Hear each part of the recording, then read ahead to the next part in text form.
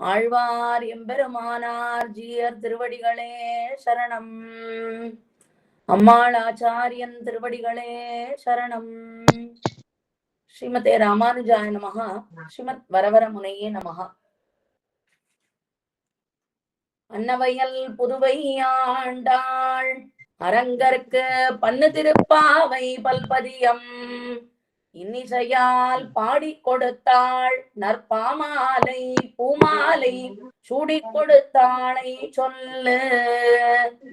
நித்யாபூஷா நிகம சிரசாம் நிசமோ துங்க வார்த்தா காந்தோ யஸ்யா கச்சவிலுலுதைஹி காமுகோ மால்ய ரத்னைஹி சூக்த்யா யஸ்யா ஸ்ருதி சுபகயா சுப்ரபாதா தரித்ரி சைஷா தேவி சகல ஜனனி சிஞ்சதாம் மாமபாங்கைஹி.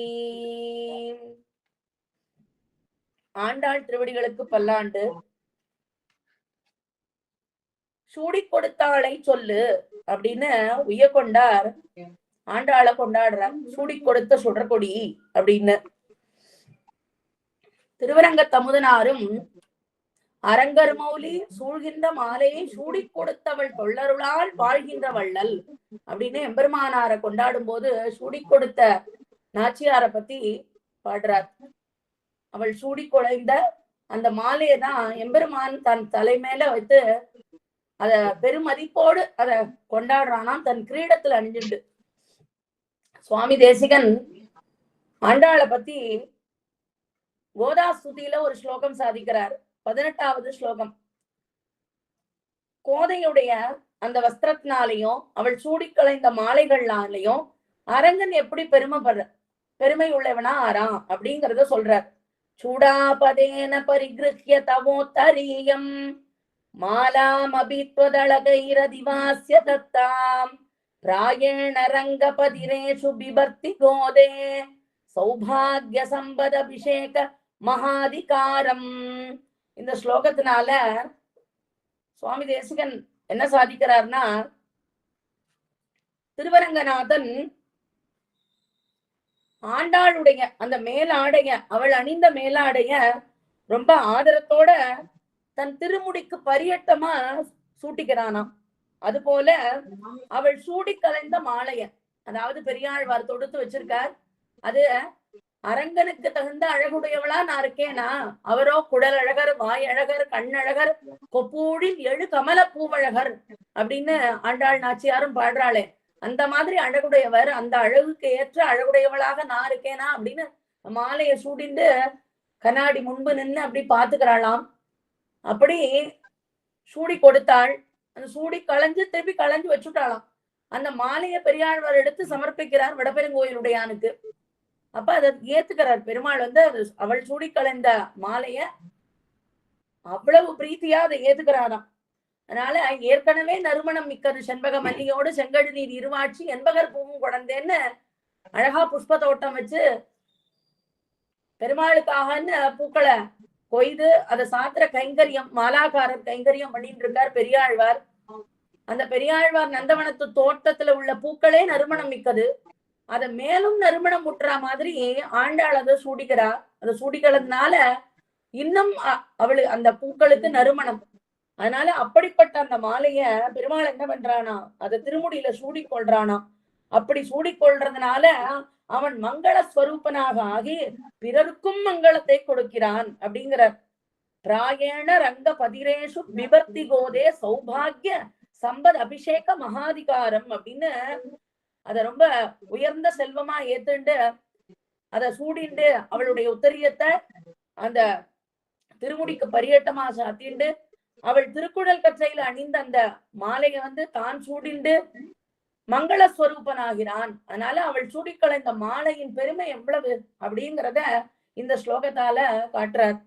கண்ணன் என்னும் கருந்தெய்வம் காட்சி பழகி கிடப்பேனே புண்ணில் புளிப்பெய்தார் போல புறம் நின்று அழகு பேசாதே பெண்ணின் வருத்த மரியாத பெருமான் அறையில் பீதக வண்ணவாடை கொண்டு என்னை வாட்டம் தனிய வீசீரே அப்படின்னு பெருமானுடைய அந்த பீதாம்பர அந்த ஆடைய என்னுடைய வாட்டம் தனியே வீசுகிறேன்னு அந்த பிரிவாற்றாம தாங்காம அந்த ஆட வேணும் அப்படின்னு பிரார்த்திக்கிறாள் இந்த பதிகத்தால நாச்சியார் திருமொழியில ஆண்டாள்.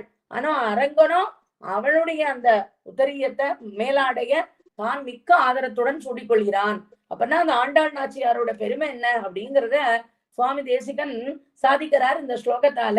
மேலும் கோதை சூடிய மாலைக்கு வனமாலையை காத்திலும் ஏற்றம் உண்டா. அத சுவாமி தேசிகன் இன்னொரு ஸ்லோகத்தால காமிக்கிறார் கோதா ஸ்துதியில. ஆமோதவத்யபி சதா ஹிருதயங்கமாபி ராகான் விதாபி லலிதாபி குணோத்தராபி மௌலி ஸ்ரஜா தவ முகுந்த கிரீட பாஜா கோதே பவத்யதரிதா கலுவை ஜெயந்தி. இந்த ஸ்லோகத்துல சொல்றார் கோதை பிராட்டிய உன்னுடைய அந்த நாயகனான எம்பெருமான் வைஜெயந்தி அப்படிங்கிற வனமாலைய தரிச்சுட்டு இருக்கான் தன்னுடைய திருமார்பில. அது ரொம்ப மனம் உள்ளதுதான், மிக்க மனம் உள்ளது. அவன் திருமார்பில அணிய பெறுவதால அவனுடைய திருவுள்ளத்துக்கும் உகப்பானதாகத்தான் அந்த வைஜெயந்தி இருக்கும். நல்ல செம்மை நிறமுடையதுதான், ரொம்ப மென்மையானதுதான். ஆனா இத்தனை பெருமை இருந்தாலும் அந்த வைஜெயந்திங்கிற வனமாலையை எங்க சூடின்னு இருக்கான் பெருமாள்னா தன்னுடைய திருமார்பிலதான் அணிஞ்சிட்டு இருக்கான். ஆனா அவனுடைய திருமுடியில, திருமுடினா என்ன, தன் சர்வேஸ்வரத்தன்மையை காட்டுகின்ற முக்கிய சின்னமான அந்த கிரீடம், அந்த கிரீடத்துல உன்னுடைய மாலைய நீ சூடிக்கொள்ளைந்த மாலைய அவன் அணிஞ்சிட்டு இருக்கான். அப்படின்னா அந்த வனமாலையை காட்டிலும் நீ சூடிக்களைந்து கொடுத்த அந்த மாலைக்குத்தானே எத்தனை பெரும் மதிப்பு கொடுத்து பெருமாள் தலையிலேயே சூட்டின்னு இருக்கான் அப்படின்னு சாதிக்கிறார் இந்த ஸ்லோகத்தினாலே. பங்குனி உத்தரத்துல ஸ்ரீரங்கத்துல நம்பெருமாள் மாலைய தாயாருக்கு கொடுப்பார். ஸ்ரீரங்கத்துல பங்குனி உத்தரம் ஒரே ஒரு நாள் தான் சேர்த்தி ரங்கநாயகி தாயாரோட, பங்குனி ஆயில்யத்தன்னைக்கு உறையூர்ல கமலவல்லி நாச்சியாரோட சேர்த்தி, சேரகுலவல்லி தாயாரோட சித்திர மாசம் நவமி திதியில சேரகுலவல்லி தாயாரோட சேர்த்தி, இப்படி 3 நாள்கள் தான் சேர்த்தி. அதுல முக்கியமா இந்த பங்குனி உத்தரத்தன்னைக்கு பெருமாள் என்ன பண்ணுவார், நம்பெருமாள் தான் மாலை தன்னுடைய மாலையை தாயாருக்கு கொடுப்பாராம். ஆனா யான வாகனத்தின் போது மாலை மாத்துதல் உற்சவம் நடக்கும். ஆண்டாள் மாலைய அன்னைக்கு அரங்கன் ஏத்துப்பான். அதனால இந்த தாயாருக்கு தன் மாலையை கொடுக்கிறான், ஆனா ஆண்டாள் மாலையை தான் சூடிக்கிறான். அப்படிங்கும் போது அந்த சூடி கொடுத்த சுடற்கொடியான ஆண்டாளுக்கு எத்தனை பெருமை. அப்படிப்பட்ட அந்த சூடி கொடுத்த சுடற்கொடியே தொல்பாவை பாடி அருளவல்ல பல்வளையார் நாடினி வெங்கடவர்க்கென்னை விதி என்ன இம்மாற்றம் அப்படின்னு உயர்கொண்டார் சாதிக்கும் பொழுது சூடி கொடுத்த சுடற்கொடின்னு சாதிக்கிறார். சங்கத்தமிழ் மாலை அப்படிங்கிறது தான் ஆண்டாள் சொல்றா இந்த திருப்பாவைக்கு. சங்கத்தமிழ் மாலை 30 தப்பாமே அப்படின்னு. ஆனா தான் இந்த திருப்பாவைக்கு திருப்பாவைன்னு பெயர் கொடுக்கல, இந்த கிரந்தத்துக்கு சங்கத்தமிழ் மாலைன்னு சொல்றா. ஆனா உயர்கொண்டார் என்ன சாதிக்கிறார், அன்னவயல் புதுவை ஆண்டாள் அரங்கற்கு பண்ணு திருப்பாவை பல்பதியம் அப்படின்னு உயர்கொண்டார் தான் இந்த திருப்பாவை அப்படின்றத சொல்றார். இப்படிப்பட்ட ஏற்றமுடைய ஆண்டாள் நாச்சியார் அருளி செய்த திருப்பாவையில் இன்றைய தினம் 18வது பாசுரம் உந்து மதகளித்தன் பாசுரத்தை வியாக்கியானத்தை பூர்வாச்சாரியர்கள் ஸ்ரீசுக்திகளை கொண்டு அனுபவிக்க உள்ளோம்.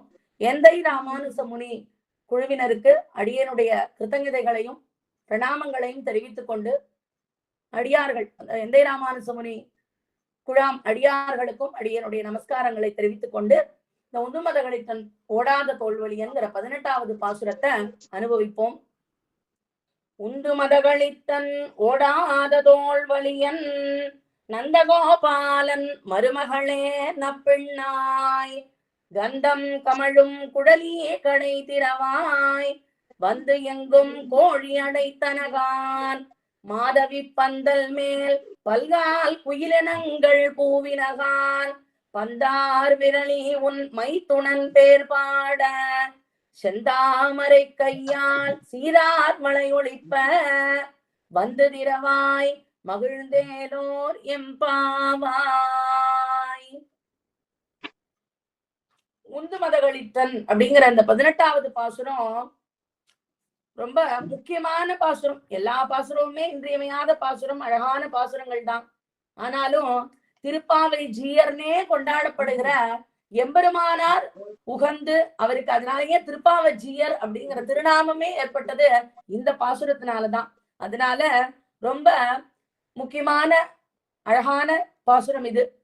எம்பெருமானார் விசேஷித்து உகந்தருளின பாசுரம் இது. அப்படின்னு நம்ம முதலிகள் எல்லாம் ஆதரித்து கொண்டாடுவார்கள் இந்த பாசுரத்தை. எம்பெருமான் இந்த சரித்திரம் எல்லாம் உங்களுக்கு தெரிந்ததுதான். எம்பெருமானார் திருப்பாவ அனுசந்தானத்தோடு மாதகரத்துக்கு எழுந்தருளும் பொழுது ஒரு நாள் பெரிய நம்பி திருமாளிகை திருவரங்கத்துல அங்க பெரிய நம்பி திருமாளிகை முன்பாக வரும்பொழுது இந்த பாசுரத்தை அனுசந்தானம் பண்ணிக்கொண்டே வரார். நம்பி திருமகளார் அத்துழாய் வந்து இந்த கதவை திருக்காப்பு நீக்கி அருளும் பொழுது எம்பெருமானார் அவரை கண்டவாறே அந்த அத்துழாய பெண் பிள்ளையை பார்த்தவாறே மூர்ச்சித்து விழறார். அத்துழாய் உடனே சென்று பெரிய நம்பி பக்கல் சென்று, ஐயரே கதவை திறந்து போனேன், அங்க ஜீயர் என்னை பார்த்தவுடன் மூர்ச்சித்து விழுந்தார் அப்படின்னு சொல்றாராம். நம்பி சர்வஞர், தெரியும் இல்லையா ராமானுஜர் என்ன மனசுல நினைச்சிட்டு இருக்காரு அப்படின்னு, அதனால உண்டு மதகளித்தன் அனுசந்தானமாக இருக்க வெடுக்கும் அப்படின்னு சொன்னாராம். அதனை கேட்ட அத்துழாய் கேட்கறா, எதனால அப்படின்னு. செந்தாமரை கையால் சீரார் வளையொழிப்ப வந்து திரவாயின்னு அனுசந்திச்சுன்னு இருப்பார். அப்போ நீ திறந்து போனதுனால நப்பெண்ணையை சேவிக்க பெற்றேன் அப்படின்னு மூர்ச்சித்து விழுந்திருப்பார் அப்படின்னு சொன்னாராம். அதனால இந்த பாட்டு எம்பெருமானார் உகந்தது அப்படின்னு நம் முதலிகள் எல்லாம் கொண்டாடுவார்கள். திருப்பாவை ஜீயர் என்றே திருநாமம் ஏற்பட்டது. இது திருக்கோட்டியூர்ல திருக்கோட்டியூர் நம்பியுடைய திருமகளார் தேவகி பிராட்டியை கதவி திறந்து கொண்டவர் நப்பெண்ணை நங்காயின்னு அவர் மூச்சித்து அங்கு விழுந்ததாகவும் சொல்லப்படுறது. ரெண்டு விதமாகவும் உண்டு. ஏன்னா திருக்கோட்டியூருக்கும் சுவாமி 18 முறை எழுந்தருள் இருக்கிறாரே, அதனால. ஆக இப்படி இந்த 18வது பாசுரத்தோடு சம்பந்தம் உண்டு. 18ஓடு நம் சுவாமி ராமானுஜருக்கு மிக்க சம்பந்தம் உண்டு. மேலும் அதாவது உலகமுண்ட பெருவாயா அப்படிங்கிற திருவாய்மொழியில மெய்னா மனத்தால் வழிபாடு செய்யும் திருவேங்கடத்தானே அப்படிங்கிற முக்கரணங்களாலையும் அந்த பெருமாளுக்கு கைங்கரியம் அப்படிங்கிறத நம்ம ஆண்டாள் நாச்சியாரும் சொல்றார், திருமங்கை ஆழ்வாரும் சொல்றாரே, வாக்கினால் கர்மம் தன்னால் மனத்தினால் சிரத்தை தன்னால் வேட்கை மீது உரமாங்கி விழுங்கினேற்கு இனியவாரே அப்படின்னு. அப்ப மெய் நா மனம் இது 3 கரணங்கள். அதால சுவாமி எம்பெருமானாருக்கு இந்த 18ஓடையும் எப்படி தொடர்பு அப்படிங்கிறத பார்க்கலாம். ஏற்கனவே மனசால உந்து மதகளித்தன் பாசுரம் அனுசந்தானம் பண்ணார் அப்படின்னு சொல்றோம். இப்ப மெய் நா 2 இருக்கு இல்லையா. மெய் அப்படிங்கிறது உடம்பு, இந்த சரீரம். இந்த மெய்யால தன்னை வருத்தின்ற 18 முறை திருக்கோட்டியூருக்கு சென்றார். நம்பி திருக்கோட்டியூர் நம்பி ரகசியார்த்தங்கள் பெற்றார் திருக்கோட்டியூர் நம்பி மூலமாக. அதை ஆசிரியருடையோர்க்கெல்லாம் ஆரியர்கள் கூறும் என்று சாதிச்சார். ஆக மெய்யாலே 18 முறை நடந்து சென்றார். நாவாலே யஜ்ஞமூர்த்தியோடு 18 நாள் வாத போரிட்டார். 18வது நாள் யஜ்ஞமூர்த்திய ராமானுசரை தண்டனிட்டு விசிஷ்டாத்வைதத்துக்கு மாறினார் அப்படிங்கிறது தெரிஞ்ச சரித்திரம் தான். ஆளவந்தாருடைய சித்தித்திரயத்தை கொண்டு வரதனுடைய அனுகிரகத்தினாலே வென்றார். ஆக நாவாலே 18 நாட்கள் அவர் வாதப்போர் புரிந்தார். மெய்யாலே 18 முறை நடந்து சென்று திருக்கோட்டியூர் நம்பியிடம் ரகசியார்த்தங்கள் பெற்றார். மனத்தாலே இந்த 18வது பாசுரத்தை அனுசந்தானம் பண்ணி திருப்பாவை ஜீயர் என்றே திருநாமமும் பெற்றார். ஆக 18உடன் ராமானுஜருக்கு சம்பந்தம் உண்டு. இந்த பாசுரத்தில் ரொம்ப எம்பெருமானார் உகந்த பாசுரம். இதுல உந்து மதகளித்தன் பாசுரத்துல பதபதார்த்தம் பார்ப்போம். உந்து மதகளித்தன் ஓடாத தோல்வழியன். முதல்ல உந்து மதகளித்தன் அப்படிங்கிறதுக்கு அர்த்தம் பார்ப்போம். தள்ளப்படுகிற மத யானைகளை உடையவன், ஓடாத போர்க்களத்தில் முதுகு காட்டி ஓடாத. தோல்வழியன் அப்படின்னா புஜபலத்தை உடையவன் தோல்வழியன். நந்தகோபாலன், நந்தகோபன் கண்ணனுடைய அப்பா, நந்தகோபன் கண்ணனுடைய தந்தை நந்தகோபன். நந்தகோபனுக்கு மருமகளே, மருமகள் ஆனவளே, நப்பிண்ணாய், ஓ நப்பிண்ணை பிராட்டியே, கந்தம் கமழும் குழலி. கந்தம்னா கந்தகா அப்படிங்கிற வடமொழி சொல்லோட தமிழ் சொல். கந்தம் அப்படிங்கிறது கந்தகா அப்படின்ற வடமொழி சொல்லோடைய திரிபு. கந்தம் கமழும் குழலி, பரிமளம் வீசா நின்றுள்ள கூந்தலை உடையவளே, கடை திறவாய் தாழ்பாலை திறந்திடு, கோழி அழைத்தனகான். கோழிகள்லாம் கூவா நின்றனகான். மேலும் அடையாளம் சொல்றா, மாதவி பந்தல் மேல், குறுக்கத்தி கொடிகளாகிற அந்த பந்தலின் மேல் குயில்கள்லாம் உறங்குகின்றது. குயில் இனங்கள் அப்படின்னா குயில் கூட்டங்கள். பல்கால் அப்படின்னா பல தடவை. கூவினகான், கூவான் இன்றனகான். பந்தார் விரலி, கிருஷ்ணனோடு விளையாடுகைக்கு உபகரணமான பந்து பொருந்திய விரலை உடையவளே தான் பந்தார் விரலி. அடுத்து உன் மைத்துனன் பேர்பாட, மைத்துனன்னா கணவன் அர்த்தம். உனது கணவனான கண்ணபிரானுடைய திருநாமங்களை பாடும்படியாக சீரார் வளை ஒளிப்ப வந்து, சீர்மை பொருந்திய உன்னுடைய கை வளைகள்லாம் ஓசை எழுப்பும்படி ஒலிக்கும்படி நடந்து வந்து, செந்தாமரை கையால், செந்தாமரை பூ போன்ற உன் கையினால் மகிழ்ந்து திறவாய், எங்கள் மீது நீ மகிழ்ச்சி கொண்டு தாழ்பாலை திறந்திட வேண்டும், ஏனோர் எம்பாவாய் அப்படின்னு இந்த பாசுரத்துடைய பதபதார்த்தம் பார்த்தோம். இந்த பாசுரத்துல முக்கியமா என்ன விஷயம் காட்டப்பட்டிருக்குன்னா, கண்ணபிரானுடைய திவ்ய மகிழ்ச்சியான நப்பிண்ணை பிராட்டியை உணர்த்துகிறார்கள் இந்த கோபிகைகள். உணர்த்துகிறார்கள், எழுப்புகிறார்கள் இந்த பாசுரத்தினால கோபிகைகள் எல்லாம். கன்னிகையின்றி கண்ணாளம் கொடிப்பது போல பிரதான பூத்தையான நப்பிண்ணை பிராட்டியை பற்றாமல் வாசல் காப்பான முன்னதான பாசுரங்கள் எல்லாம், வாசல் காப்பானையும் நந்தகோபனையும் பலதேவனையும் இவர்கள் எல்லாம் பற்றுவதனால பயன் என்ன அப்படின்னு கண்ணன் திருவுள்ளத்துல கொண்டிருக்கான் போலும் அப்படின்னு நினைச்சு இப்போ அந்த கோபிகைகள்லாம் என்ன பண்றா, நப்பிண்ணை பிராட்டியை உணர்த்துகிறார்கள். அதுதான் விஷயம் இந்த பாசுரத்துல. ஆக எம்பெருமான பற்றுவாருக்கு ஒரு புருஷகார பேட்சை உள்ளது.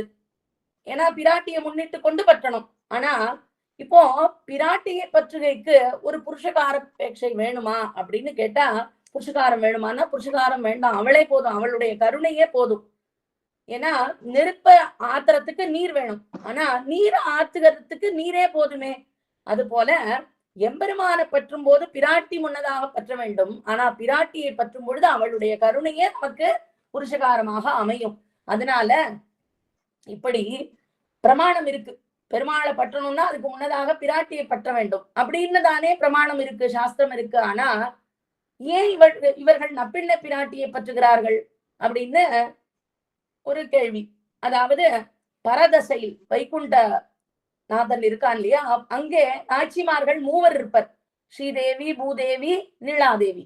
வியூகாவஸ்தையில் நாச்சிமார் இருவர், ஸ்ரீதேவி பூதேவி. ராமாவதாரத்தில் பெரிய பிராட்டியாரான சீதா பிராட்டி, ஸ்ரீ வராகாவதாரத்தில் பூமி பிராட்டி. இப்படி பற்றுவது போல கிருஷ்ணாவதாரத்தில் நப்பிண்ணை பிராட்டியை முன்னிடுவதுதான் நம் சம்பிரதாயம்.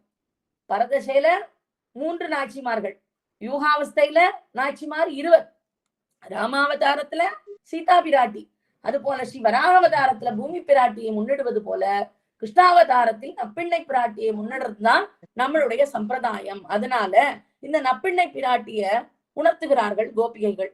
நப்பிண்ணைன்னா இப்ப யாரு அப்படின்னு தெரிஞ்சுக்கணும் இல்லையா. நப்பிண்ணைங்கிறவள் யார் அப்படின்னா, நப்பிண்ணைதான் ஸ்ரீ கிருஷ்ணாவதாரத்துல கண்ணபிரானுக்கு ரொம்ப பிரதானமான மகிழ்ச்சியாக கொண்டாடப்படுறா. அர்ச்சாவதாரத்துல கண்ணபிரானுக்கு ருக்மிணி பிராட்டி தான் பிரதான மகிழ்ச்சி. நாம கோவில்கள்லாம் பாக்குறோம், அர்ச்சை அப்படிங்கிறது ஆங்காங்கு ஆழ்வார்களாலே மங்களாசாசனம் பண்ணப்பட்ட திவ்யதேசங்கள், மேலும் புராண ஸ்தலங்கள் இதெல்லாம் இருக்கு. அதுல எல்லாம் ருக்மிணி பிராட்டி தான் சேவை சாதிக்கிறா. நாம பார்த்திருக்கோம் இல்லையா. திருவல்லிக்கேணி போனா ருக்மிணி பிராட்டியோடு சேவை சாதிக்கிறார் வெங்கடகிருஷ்ணன் பார்த்தசாரதி. காவலம்பாடியில ருக்மிணி சேவை சாதிக்கிறார். அத போல திருப்பாடகம் அதுலயும் ருக்மிணி பிராட்டி சேவை சாதிக்கிறார். ருக்மிணி துவாரகா அப்படின்னே பஞ்சத்வாரகையில ஒரு துவாரகைக்கு ருக்மிணி துவாரகன்னே பேரு. மேலும் பண்டரிபுரம் மகாராஷ்டிரால இருக்கே, அங்க விட்டலன் ருக்மிணி பிராட்டியோட சேவை சாதிக்கிறான். இப்படி நிறைய இடங்கள்ல அர்ச்சாவதாரங்கள்ல ருக்மிணி பிராட்டியோடு சேவை சாதிக்கிறான் பெருமாள்.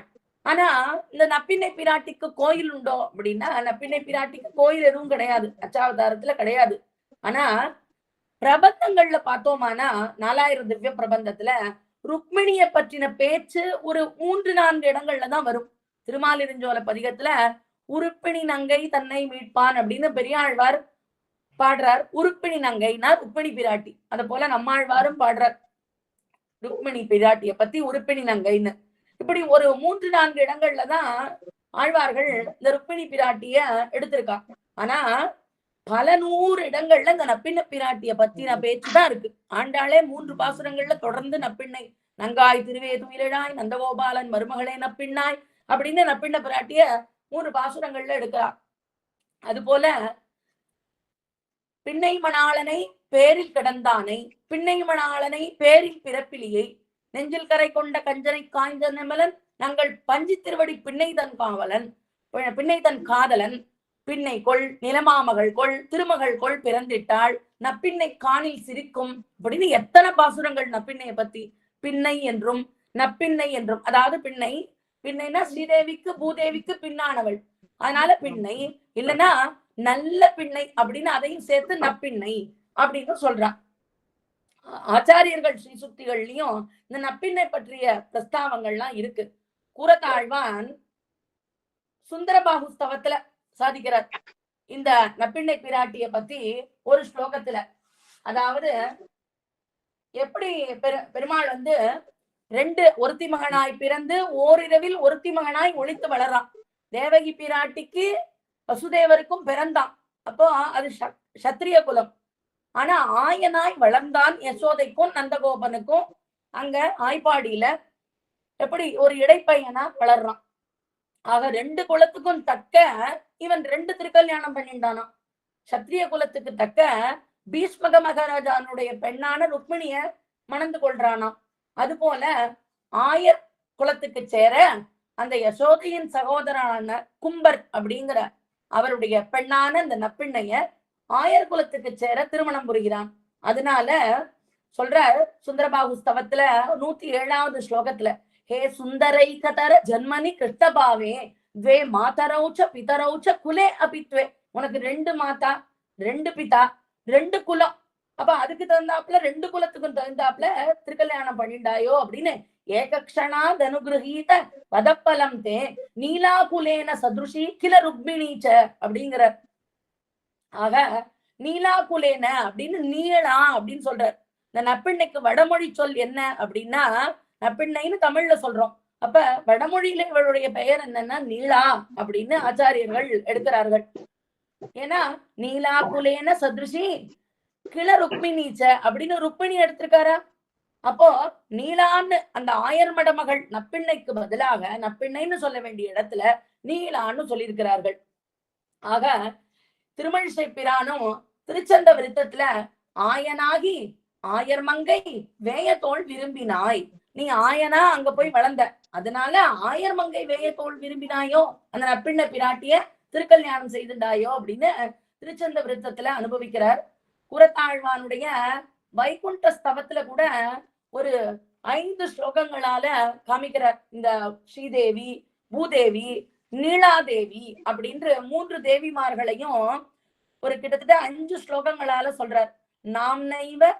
நாம் நைவயாம் ஸ்ரீயமுஷந்தி எதியதாம அப்படின்னு ஸ்ரீயா அப்படிங்கிற ஸ்ரீதேவி பிராட்டி, ரூபஸ்ரீயா குணகணைர் விபவேன தாம்னா பாவைர் உதார மதுரை சதுரை சரித்திரை நித்தியம் தவைவ சதுருஷிம் ஸ்ரீயமீஸ்வரீம் தாம் அப்படின்னு ஸ்ரீயா அப்படின்னு ஸ்ரீதேவி பிராட்டிய பத்தியும், விஸ்வம்பரா பரமயா சமயா சமாச்ச அப்படின்னு பூதேவி தாயாரையும் கடைசியா சொல்லும் போது நீலா இதாந்த முரரி குருதா முதாரா அப்படின்னு நீளா அப்படின்னு எடுக்கிறாராம். அப்ப ஸ்ரீதேவி, பூதேவி மற்றும் ஒரு தேவி நீலாதேவி, அந்த நீலாதேவியை தான் நப்பிண்ணை அப்படிங்கிறது தெரிய வருது.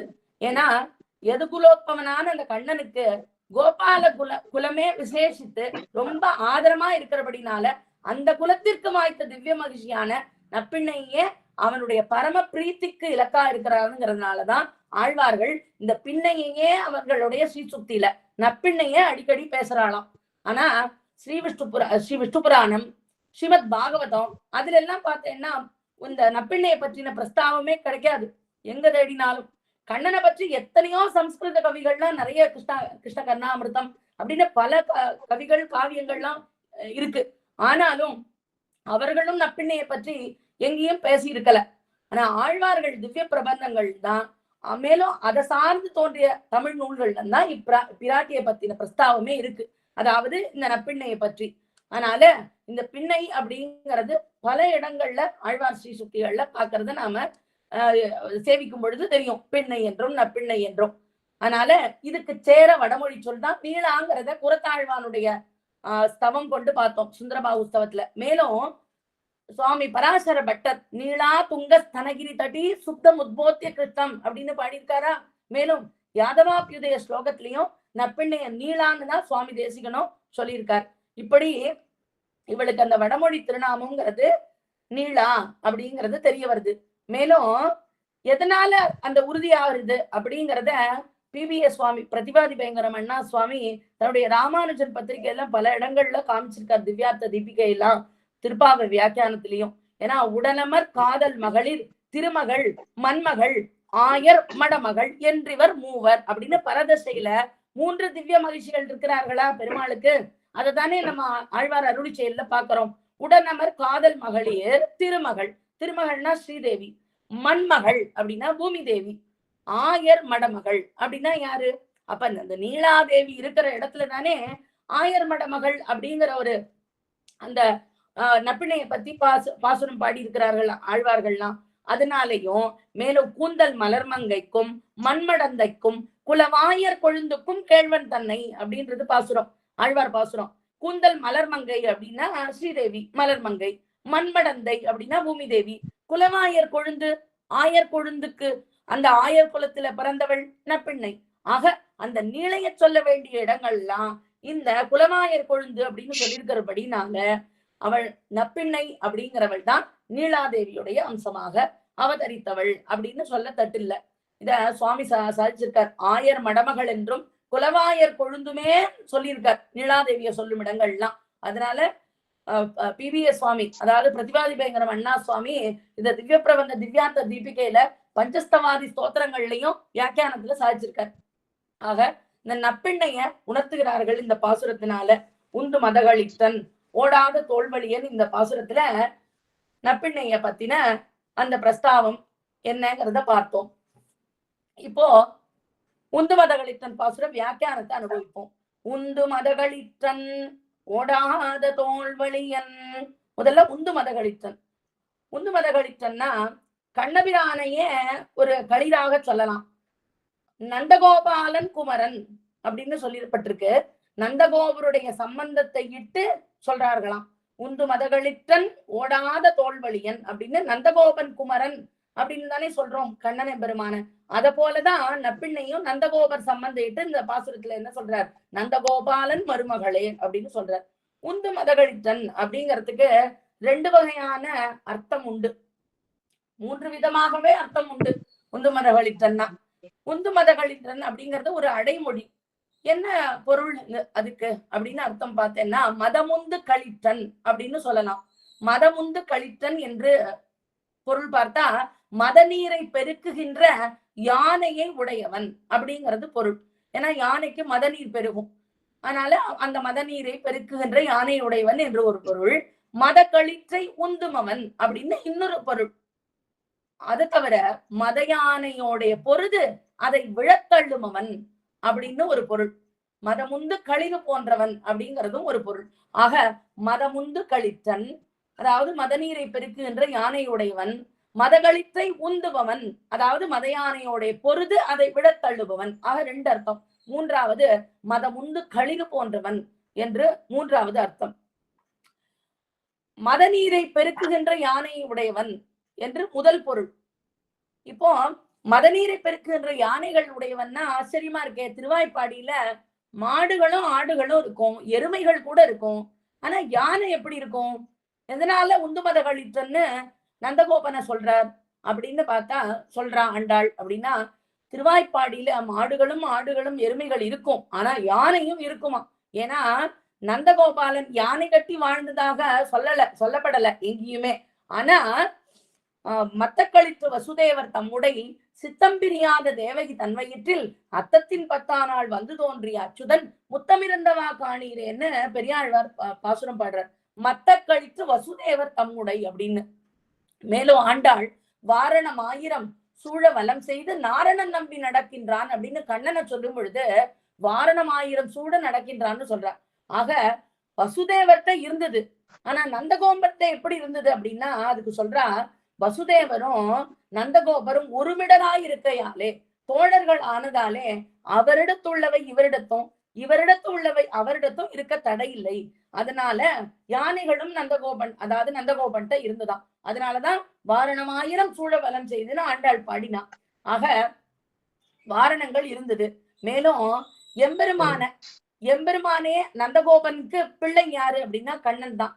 கண்ணனே ஒரு யானையாத்தான் ஆழ்வார்கள்லாம் எல்லாரும் கொண்டாடுறான். நந்தகோபாலன்ட்ட ஒரு யானை இருந்தது. என்னன்னா இந்த யானை தான். தொடர் சங்கிலிகை சலார் பிலார் என்ன தூங்கு பொன்மணி ஒலிப்ப படு மதப்புணல் சோர வாரணம் பையன் என்று ஊர்வது போல். வாரணம்னா யானை. வாரணம், வேடம், களிறு, குஞ்சரம், கரி இப்படின்னு எவ்வளவோ சொல் பரியாய சப்தம் உண்டு யானைக்கு. ஆக அந்த வாரணம் பையன் என்று ஊர்வது போல் உடன் கூடி கிண்கிணியார வாரிப்ப உடை மணி பறை கரங்க தடந்தாளினை கொண்டு சார்ந்தபாணி தளர்நடை நடவானோன்னு பெரியாழ்வார் திருமொழியில பாசுரம் சாதிக்கிறார் பெரியாழ்வார். யசோத பிராட்டி கண்ணபிரானை ஒரு மதமொழுகு வாரணமாகவே சொல்லியிருக்கலாம். அந்த பெரியாழ்வார் அப்படி பாசுரம் பாடிக்க. படு மும்மத புனல் சோர அகம் மதமுந்து கழித்தன் உந்து மத கழித்தன் எல்லாம் சொல்றோமோன்னோ மதநீரை பெருக்குகின்ற யானை உடையவன் நந்தகோபன் அப்படின்னு இங்க பாடியிருக்காளே. படு மத புனல் சோர வாரணம் பையன் என்று ஊறுவது போல கண்ணன் நடக்கிறானா. ஆக இவனே ஒரு யானை. ஆழ்வார்கள் எல்லாரும் இவனை யானையா கொண்டாடுறா. எப்படி யானையோட ஒப்புமை சொல்றா அப்படின்னா திருமங்கை ஆழ்வார் ரொம்ப அழகா சாதிக்கிறார். திருநெடுந்தாண்டகத்துல தென்னானாய், வடவானாய், குடபாலானாய், குணபால மதயானாய் அப்படின்னு 4 திக்குகள்லயும் உள்ள யானையாக. அதாவது ஆழ்வார் திக்குகளை பத்தி பாசுரம் தொண்டடிப்படி ஆழ்வார் பாடுறார் இல்லையோ. குடதிசை முடியை வைத்து குணதிசை பாதம் நீட்டி வடதிசை பின்பு காட்டி தென் திசை இலங்கை நோக்கின்னு திசைகளை பாடினார். ஒவ்வொரு திசையும் பெருமாள் ஸ்ரீரங்கம் பெருமாளை பாடினார் அவர். அதனால இப்படி குடதிசை முடியை வைத்து குணதிசை பாதம் நீட்டி அப்படின்னு பாடினார். இவர் 4 திக்குகள்லயும் உள்ள யானையா பாடுறார். தென்னானாய், தெற்கு பக்கம் இருக்கிற திருமாலிருஞ்சோலை யானையா, அந்த பெருமாள் அழகரே ஒரு யானையா, தெற்கு பக்கம் இருக்கிற ஆனை. வடமானாய், வடவேங்கடத்துல உள்ள அந்த திருமலையப்பன் அவன் ஒரு யானை. குடபாலானாய் அப்படின்னு திருவரங்கத்துல உள்ள நம்ம நம்பெருமாள் அழகிய மணவாளன் அவன் ஒரு யானை மேற்கு பக்கத்துல. குணபால மதயானாய் கிழக்கே கண்ணபுரத்துல சௌரி பெருமாள் அவர் ஒரு யானை. இப்படி 4 திக்குகள்லயும் 4 யானையாகத்தான் திருமங்கை ஆழ்வார் எம்பெருமான அனுபவிக்கிறார். அத களிருக்கும் எம்பெருமானுக்கும், அதாவது யானைக்கும் எம்பெருமானுக்கும் பல படிகளாலே ஒற்றுமை இருக்கு. ஒரு சில படிகளை நாம இங்க அனுபவிப்போம். யானைக்கும் எம்பெருமானுக்கும். யானை எத்தனை தடவை பார்த்தாலும் அதை பார்க்கும் போதெல்லாம் நமக்கு ரொம்ப ஆச்சரியமாவும் பிரமிப்பாவும் இருக்கும். ஒரு அபூர்வ வஸ்து போலவே இருக்கும். மித்ததெல்லாம் அப்படியே சாமான்யமா பார்த்துட்டு போயிடுவோம் சில விஷயங்களை. ஆனா சில விலங்குகள் எல்லாம். ஆனா இந்த யானையை பார்த்தா மட்டும் எப்போதும் அப்படியே ஒரு பிரமிப்பு இருக்கும். கோயில் எல்லாம் அந்தந்த கோயில் தாயாருடைய பேரையே அப்படியே யானைக்கு வச்சிருப்பா. ஆண்டாள், ரங்கநாயகி, செங்கமலம் அப்படின்னு இப்படி எல்லாம் பேர் இருக்கும். அந்த யானை நம்ம கோயிலுக்கு போகும்போது முன்னதாகவே அது நமக்கு நிற்கும். அங்க நின்றுட்டு இருக்கும். அது யானை பாகனோட நின்றுட்டு இருக்கும். அதை பார்த்துட்டு ஒரு நிமிஷம் தான் எல்லாரும் அதை கொஞ்சம் பார்த்துட்டு அப்புறம் தான் பெருமாளையும் தாயாரையுமே சேவிக்க போவா. ஸ்ரீரங்கத்துல ஒரு 3-3:30 மணிக்கோ அந்த மாதிரி சமயங்கள்ல போனா யானை அப்படியே கோவில வளம் வரும். உள்ளேயே ஸ்ரீரங்கத்துக்கு உள்ளேயே பிராகாரத்துல வளம் வரும் யானை பாகனோட. அதை பார்த்தா தாயார் சன்னதிக்கு போறதுக்கு முன்னாடி கொஞ்சம் அந்த யானை அப்படியே அந்த வடக்கு வாசல் வழியா உள்ள அது கழுத்துல உள்ள அந்த அந்த மணிகள்லாம் ஒழிக்க அப்படின்னு நடந்து வர்ற அழக பார்த்தேன்னா சத்த நாள் யாரா இருந்தாலும் நின்று பார்த்துட்டு போகணும்னு தான் ஆசையா இருக்கும். அது குழந்தைகள்ல இருந்து பெரியவா வர அதை பார்க்கணும் போலயே ஆசையா இருக்கும். 2 நிமிஷம் நின்று பார்த்துட்டு தான் போவோம். அந்த மாதிரி யானைக்கு ஒரு தோற்றம் ரொம்ப அபூர்வ வஸ்து. அழகா அது நடக்கிற நடைய குலசேகர ஆழ்வார் சொல்றாரு. எம்பெருமானோட கைமாவின் நடையன்ன என்னடையும் கமலம் போல் முகமும் காணாது எம்மானை என் மகனை இழந்திட்ட இடிதகையேன் இருக்கின்றேனே அப்படின்னு. கைமா அப்படின்னாலும் யானையைத்தான் சொல்றது. கைமாவின் நடையன்ன மென்னடை அப்படின்னு ஒரு மென்மையா அது நடந்து கம்பீரமா நடந்து வரும். அப்படிப்பட்ட அழகான நடையா ராமனுக்கு. அதனால அவர் சொல்றார், அப்படி ஒப்புமை காமிக்கிறார். கைமாவின் நடையன்ன மென்னடைன்னு. தேவகி பிராட்டியும் தான் புலம்பும் போது என்ன சொல்றா, தேவகி தாயார் புலம்புற விதமா குலசேகர ஆழ்வார் கொண்டாடுறார். ஆலை நீல் கரும் பண்ண வந்தாலோ அம்புயத்தடன் கண்ணினந்தாலோ வேலை நீர் நிற தன்ன வந்தாலோ வேழப்போதகம் அன்ன வந்தாலோ அப்படின்னு ஒரு வேழக்குட்டியா, அதாவது யானையா தான் அனுபவிக்கிறார் கண்ணன் எம்பெருமான குழந்தையே. அதனால வேழப்போதகம் அப்படிங்கிறா. வேழப்போதகம் அன்ன வந்தாலோ அப்படி யானைக்கு எப்படி அதிசயமா பார்ப்போமோ ஒரு பரமானந்தம் கிடைக்கும் அதை பார்த்தா. அத போலதான் எம்பெருமான பார்க்கும் பொழுதும் சேவிக்கும் பொழுதும் எப்பொழுதும் நாள் திங்கள் ஆண்டு ஊழிதோறு ஊழி அப்பொழுதைக்கப்பொழுது ஆறாமுதே அப்படின்னு அபூர்வமா அப்படியே சேவிச்சோன்னா அப்படி சேவிச்சுட்டோம் அப்படின்னு அவனை விட்டு விலகிட முடியாது. இன்னும் சேவிச்சுட்டு இருக்கலாம் போல இருக்கே அப்படின்னு இருப்பான். அதனால யானைக்கும் அவனுக்கும் சாமியம். அடுத்த சாமியம், யானை தன் மீது ஏற விரும்புறவாளுக்கு தன் காலை தான் காட்டி கொடுக்கும். கால் அப்படி மடிச்சு கொடுக்கும், அப்படியே யானைப்பாக அது மேல ஏறி உட்காருவான். அத போல எம்பெருமானும் தன்னை அடைய விரும்புவாருக்கு என்ன பண்ணுவான் அப்படின்னா, அடிக்கீழ் அமர்ந்து புகுந்து அடியீர் வாழ்மின் என்றென்று அருள் கொடுக்கும் அப்படின்னு அடிக்கீழ் அமர்ந்து புகுந்தவாளுக்கு வாழ்ச்சி கொடுக்கிறானாம், தன் திருவடியே காட்டி கொடுக்கிறானாம். அதனாலதான் ஆழ்வார்கள் எல்லாரும் பாடும்போது என்ன பாடுவான் அப்படின்னா, அவன் திருவடியை தான் பாடுறான். ஆண்டாளும் என்ன பாடுறான், பையத்துயின்ற பரமனடி அப்படின்னு பாடுறான். முதல் எடுத்த உடனேயுமே அடுத்த பாசுரத்திலே. அடுத்ததாக உடனே அன்று உலகம் இழந்தாய் அடி போற்றிங்கிறா. திருப்பி முடிக்கும் பொழுது திருப்பாவையை முடிக்கும் போது பொற்றாமரையடியே போற்றும் பொருள்களாய் அப்படின்னு அந்த அடியைதான் பாடுறா. திருப்பான் ஆழ்வாரும் ஆபாத சூடம் அனுபூய ஹரிஷயானம்னு பாதாதி கேசமா தான் அனுபவிக்கிறார். காட்டவே கண்டபாத கமலம் நல்லாடை உந்தி அப்படின்னு. அது போல பெரியாழ்வாரும் சீத கடல் உள்ள அமுதன்ன தேவகி கோதை குழலான் அசோதைக்கு போத்தந்த பேதை குழவி பிடித்து சுவைத்துண்ணும் பாதக்கமலங்கள் அப்படின்னு பாடுற. திருநெடுந்தாண்டகத்தை தொடங்கும் போதே திருமங்கை ஆழ்வார் தளிர்புறையும் திருவடி என் தலைமேலவே அப்படின்னு பாடுறார். நம்ம ஆழ்வார் ஆரம்பிக்கும் போது துயரரு சுடரடி தொழுது எழு என் மனனே. அதனால அடியாருக்கு உத்தேசம் என்ன, அவனுடைய திருவடிதான். பிராட்டியும் அவனும் விடிலும் அவன் திருவடிகள் விடாது திங்கடலாய் இருக்கும்னு அவன் அடைய விரும்புறவாளுக்கு அவனுடைய திருவடிதான். அதையே காட்டி கொடுப்பானாம் பெருமாள். எப்படி யானை காட்டுதோ அத போல அவனும். அடுத்ததாக ஒரு சாமியம், யானை தன்னை கட்டுவதற்கு தானே கயிறு கொடுக்கும். அந்த பாகண்டை எடுத்து கட்டு, அந்த சங்கிலியை எடுத்து கயிற்றை எடுத்து கொடுக்கும். அது போல எம்பெருமானும் எட்டினோடு இரண்டனும் கயிற்றினால் அப்படின்னு திருச்சந்த விருத்தத்துல திருமழியார் காட்டினபடி அவனே தந்தருள்வானா. பகவன் பக்திமபி பிரயட்சமே அப்படின்னு மதிநலம் அருளி ஆழ்வார்களுக்கெல்லாம் கொடுத்தான். இன்னைக்கும் நமக்கு அவன் திருவடியே காட்டி நம்மையும் ஜீவிக்க செய்யறான். அதனால அது ஒரு சாமியம். அதுக்கப்புறம் யானையை குளிப்பாட்டின உடனே என்ன பண்ணும், அழுக்கோட சேர்ந்துக்கும் யானை. அதாவது கஜஸ்நானம் அப்படிங்கிற முகுந்த மாலையில குலசேகர ஆழ்வார் சொல்றார், எம்பெருமான் அதாவது பகவானுடைய திருவடிகளை நினைக்காம நாம வேதங்கள் பயில்றதோ இல்ல தீர்த்த யாத்திரை எல்லாம் போய் அந்த புஷ்கரணியில நீராடுறதோ ஒன்னும் பயன் இல்லை அப்படின்னு சொல்லும் பொழுது இந்த யானையை பத்தி சொல்றார். தீர்த்தானாம அவகானானி ச கஜஸ்நானம் விநாயற்பத தீர்த்தானாம வகாகனானி ச கஜஸ்நானம் விநாயற்பதன்னா என்ன அர்த்தம் அப்படின்னா, அது அந்த தீர்த்தங்கள்ல எல்லாம் என்னதான் குளிப்பாட்டினாலும் அது என்ன பண்ணும், யானை திருப்பி குளிப்பாட்டினதுக்கு சமமா இருக்காது. மேல உடனே மண்ணை போட்டு வாரி தானே இறைச்சுக்கும். அத போல யானை அப்படி இருக்கும். அததான் சொல்றாரு இவர் பராசர பட்டரும் ரங்கராஜ ஸ்தவத்துல சாதிக்கிற இந்த மாதிரி கலபம் கையேவ ஸ்நாத்வாபி தூளி ரசிகம் நிஷேத்தா அப்படின்னு சொல்றார். இந்த மாதிரி யானை தான் எப்போதும் திருப்பி அழுக்கோட தான் திருப்பி சேரும். அதுதான் கஜஸ்நானம்னு அப்படின்னு சொல்வா.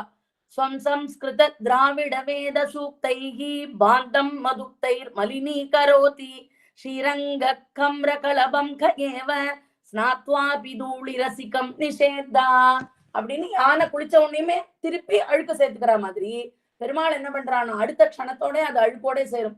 அதனால எம்பெருமானும் சுத்த சத்துவமயனா இருந்தாலும் பரம பவித்திரனா இருக்கும் பொழுதும் பல்லாண்டென்றும் பவித்திரனேன்னு கொண்டாடுறாரு இல்லையா ஆழ்வார். அத போல அவன் சுத்த சத்துவமயனா இருந்தாலும் இந்த பொல்லா ஒழுக்கும் அழுக்குடம்பும் அப்படின்னு நம்போல்வாரோட சேர திருவுள்ளம் பற்றி இருப்பானாம். ஏன்னா அவனுக்கு வாத்சல்யம் நம்ம மேல. எற்றே தன் கன்றுடம்பின் வழுவன்றோ காதலிப்பது அண்டதனை ஈன்றுகந்தா அப்படிங்கிறாரே அருளாளர் பெருமாள் எம்பெருமானார். அப்படி நம்மளுடைய இந்த பொல்லா ஒழுக்கும் அழுக்குடம்புன்னு இருக்கிற நம்போல்வாரோட சேர திருவுள்ளமா இருப்பானாம். இது ஒரு சாமியம். அடுத்து யானையை பிடிக்கணும்னா, இப்ப யானைய ஒரு வனத்துல போய் நம்ம யானையை பிடிக்கணும்னா என்ன பண்ணணும் அப்படின்னா, பெண் யானையை கொண்டுதான் பிடிக்க முடியும். அத பெண் யானையை வச்சுதான் அந்த ஆண் யானைய பிடிப்பா. அத போல நான் எம்பெருமானுக்கு அப்படி என்ன சாமியம் அப்படின்னா, எம்பெருமானை வசப்படுத்தணும்னா பிராட்டிய முன்னிட்டு கொண்டுதான் வசப்படுத்த வேண்டும். அதனால அவனை அப்படிதான் வசப்படுத்த முடியும். ராவணன் என்ன பண்ணினான், ராவணன் பிராட்டிய மட்டும் ஆசைப்பட்டான். சூர்பனக பெருமாளை மட்டும் ஆசைப்பட்டா. அதனால ராவணன் முடிஞ்சே போனா சூர்பனக காது மூக்கு போச்சு.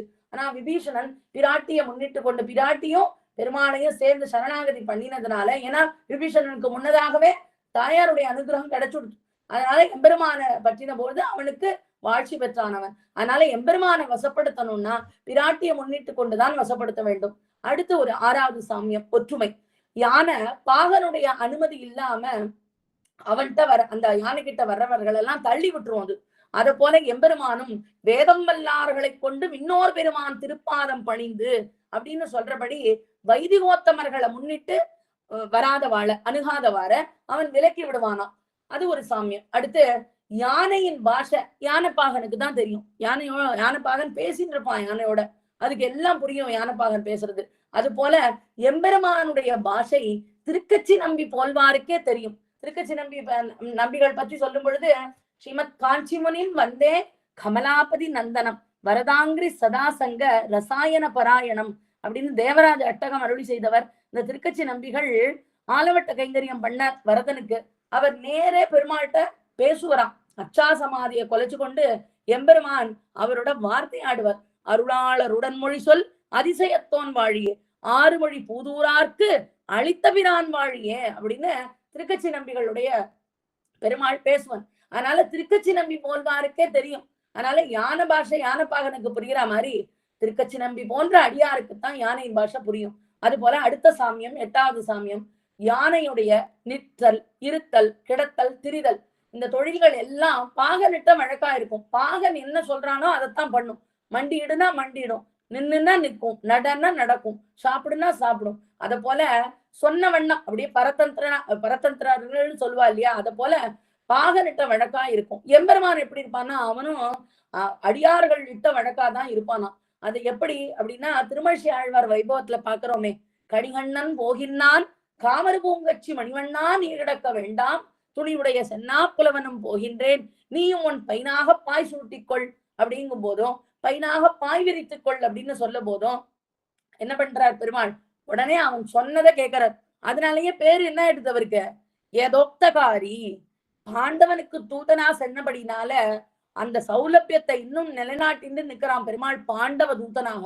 பார்த்தனுக்கு சாரதியா போனதுனால பெருமாளுக்கு இன்னைக்கும் பேர் என்ன, அவனுக்குன்னு ஒரு தனி பேர் இல்ல, பார்த்தனுக்கு சாரதி, அதனால பார்த்த சாரதி. பாண்டவர்களுக்கு தூத்தன், அதனால பாண்டவ தூத்தன். அந்த மாதிரி திருமழிசை ஆழ்வார் சொன்னபடி கேட்டதுனால அவனுக்கு பேரே என்ன ஆயிடுது, வேகாசேத்து பெருமாள்னு தான் பேரு. சுவாமி தேசிகன் வேகாசேத்து ஸ்தோத்திரம்னே பாடியிருக்காரு அந்த பெருமாளுக்கு.